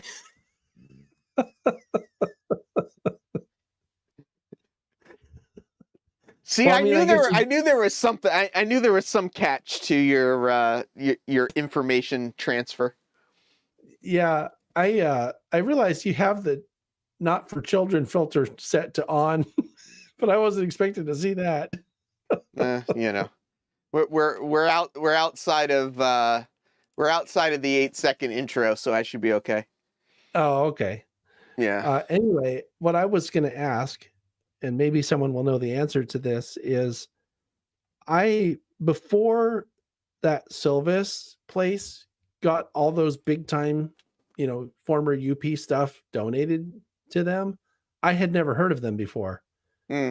So, like, who are they? I don't even know. Like, they must be someone that knows what they're doing, right? Because Union Pacific wouldn't just give stuff away to anybody or send it there for restoration or possible restoration. What's up with that? Does anybody know? It's like the Midwest something or other. I don't really even know what they're. I don't know. I thought maybe someone would know because I before that I had never heard of them. Maybe Andy will know. Maybe he'll pop up an answer in 10 minutes when the chat catches up with the live stream. Okay, so Silvis used to be the location. Yeah. What's NRE? National Railroad something? I don't know. I don't know either. Maybe CP368 will enter it in. Add a little more detail. Yeah. Probably when I see it, I'll be, oh, that's right. Duh. See, it looks like no one else knew about them either. That's what I'm getting from this silence, right? National Railway Equipment. Okay. There you go. Got it. So, but what about it though? What? Well, I wonder, is that what Silvis became? Or sorry, did National Railway Equipment become Silvis? Or somebody from the National Railway Equipment start Silvis? I think Silvis is the name of the place where it is. That was their the town? Is the town Well, it's it's in? their that's what they call their Silvis shop or see. So yeah, so the new people, I think, is some historic preservation society that I had never heard of before. I want to know where they came from. The pictures of the shop to me look like the insides of shops that I've been in. It was very reminiscent of the Southern Pacific shops in Sacramento. Hmm. But I mean, that's what shops look like, though. They're these big buildings with these gigantic cranes overhead for moving heavy stuff. Yeah, the huge gantry cranes. Yeah. So That was cool. I did not know. We did the shop tour at Strasbourg, and it was pretty incredible to see the size of that stuff up close with things like taken apart. You know, Sure. get the real scale of things. It's pretty wild. One of the really cool projects that's local to me is there's a railroad here, a heritage railroad called Niles Canyon Railway. You may have heard of them before. Yeah, you've mentioned them before. Yeah, they're in the process of restoring a 260, which is not a big locomotive on its own, but it has, really big drivers. So we went to the Sacramento shops last year sometime. It was about a year ago, and they were turning the drivers on this massive lathe. I have never seen a lathe that big. I don't even think I've ever seen a machine that big. Certainly not a machine tool that big. And so it was made, I think the story on that lathe is that it was made for missiles or something like that. Oof. Wow. And it is massive. I did a video when we were up there, another plug for one of these videos. I do videos about a lot of stuff. For a guy that doesn't like self-promotion, you've sure dropped the name of a lot of your videos. Yeah, I mean, it's not self-promotion as much as I've done a lot of videos. So you can bring up a lot of topics and oh yeah, I did a video about that, but I did not know that that's where the gensets were made. So there's a lot of prototype railroaders that probably hate that place because the gensets came from there. And a lot of people hate gensets. Hmm. I mean, actual railroaders, they don't like the way the motors kick in or don't kick in when they want them to. Yeah. Anyway. Well, right. I am at the point where I need to start you. wrapping this up. So, John, thank you for coming. Thank you for being our expert. And the artificial intelligence. Yeah, hopefully, well, at least the artificial part. Hopefully, it's artificial intelligence, Heath. It's not actual intelligence. That is true. That is true. Yeah. Thanks for having me and Cliff on, though. I really do appreciate it. It's always absolutely fun. If you want to pop the link up once more for the it's the Pacific Coast region layout design and OpSig weekend. It's the weekend before the Super Bowl, and for those of us who don't follow sports, that is February 2nd, 3rd, 4th. 3rd, 4th, and 5th, I think. 3rd, 4th, and 5th. There you go. Yeah. So it'll be good. Awesome. Thank you so much. People watching. Yeah, sorry, I didn't mean to interrupt. A lot of people watching don't need to follow football anymore because most of the teams are out now. Well, that's usually how it works. When they get to the Super Bowl, there's only 2 left. I thought you don't follow sports. From the city that never sleeps, farewell, model citizens.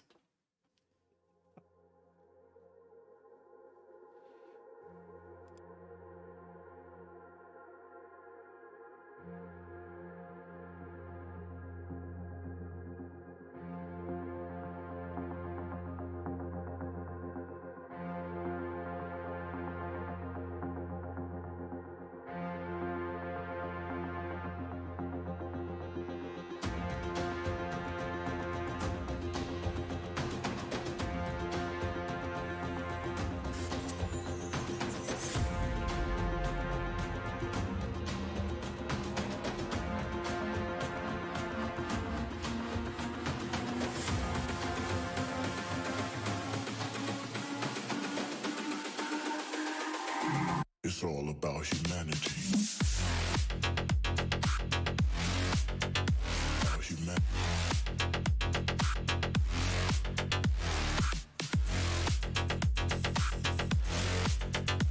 About It's all about humanity.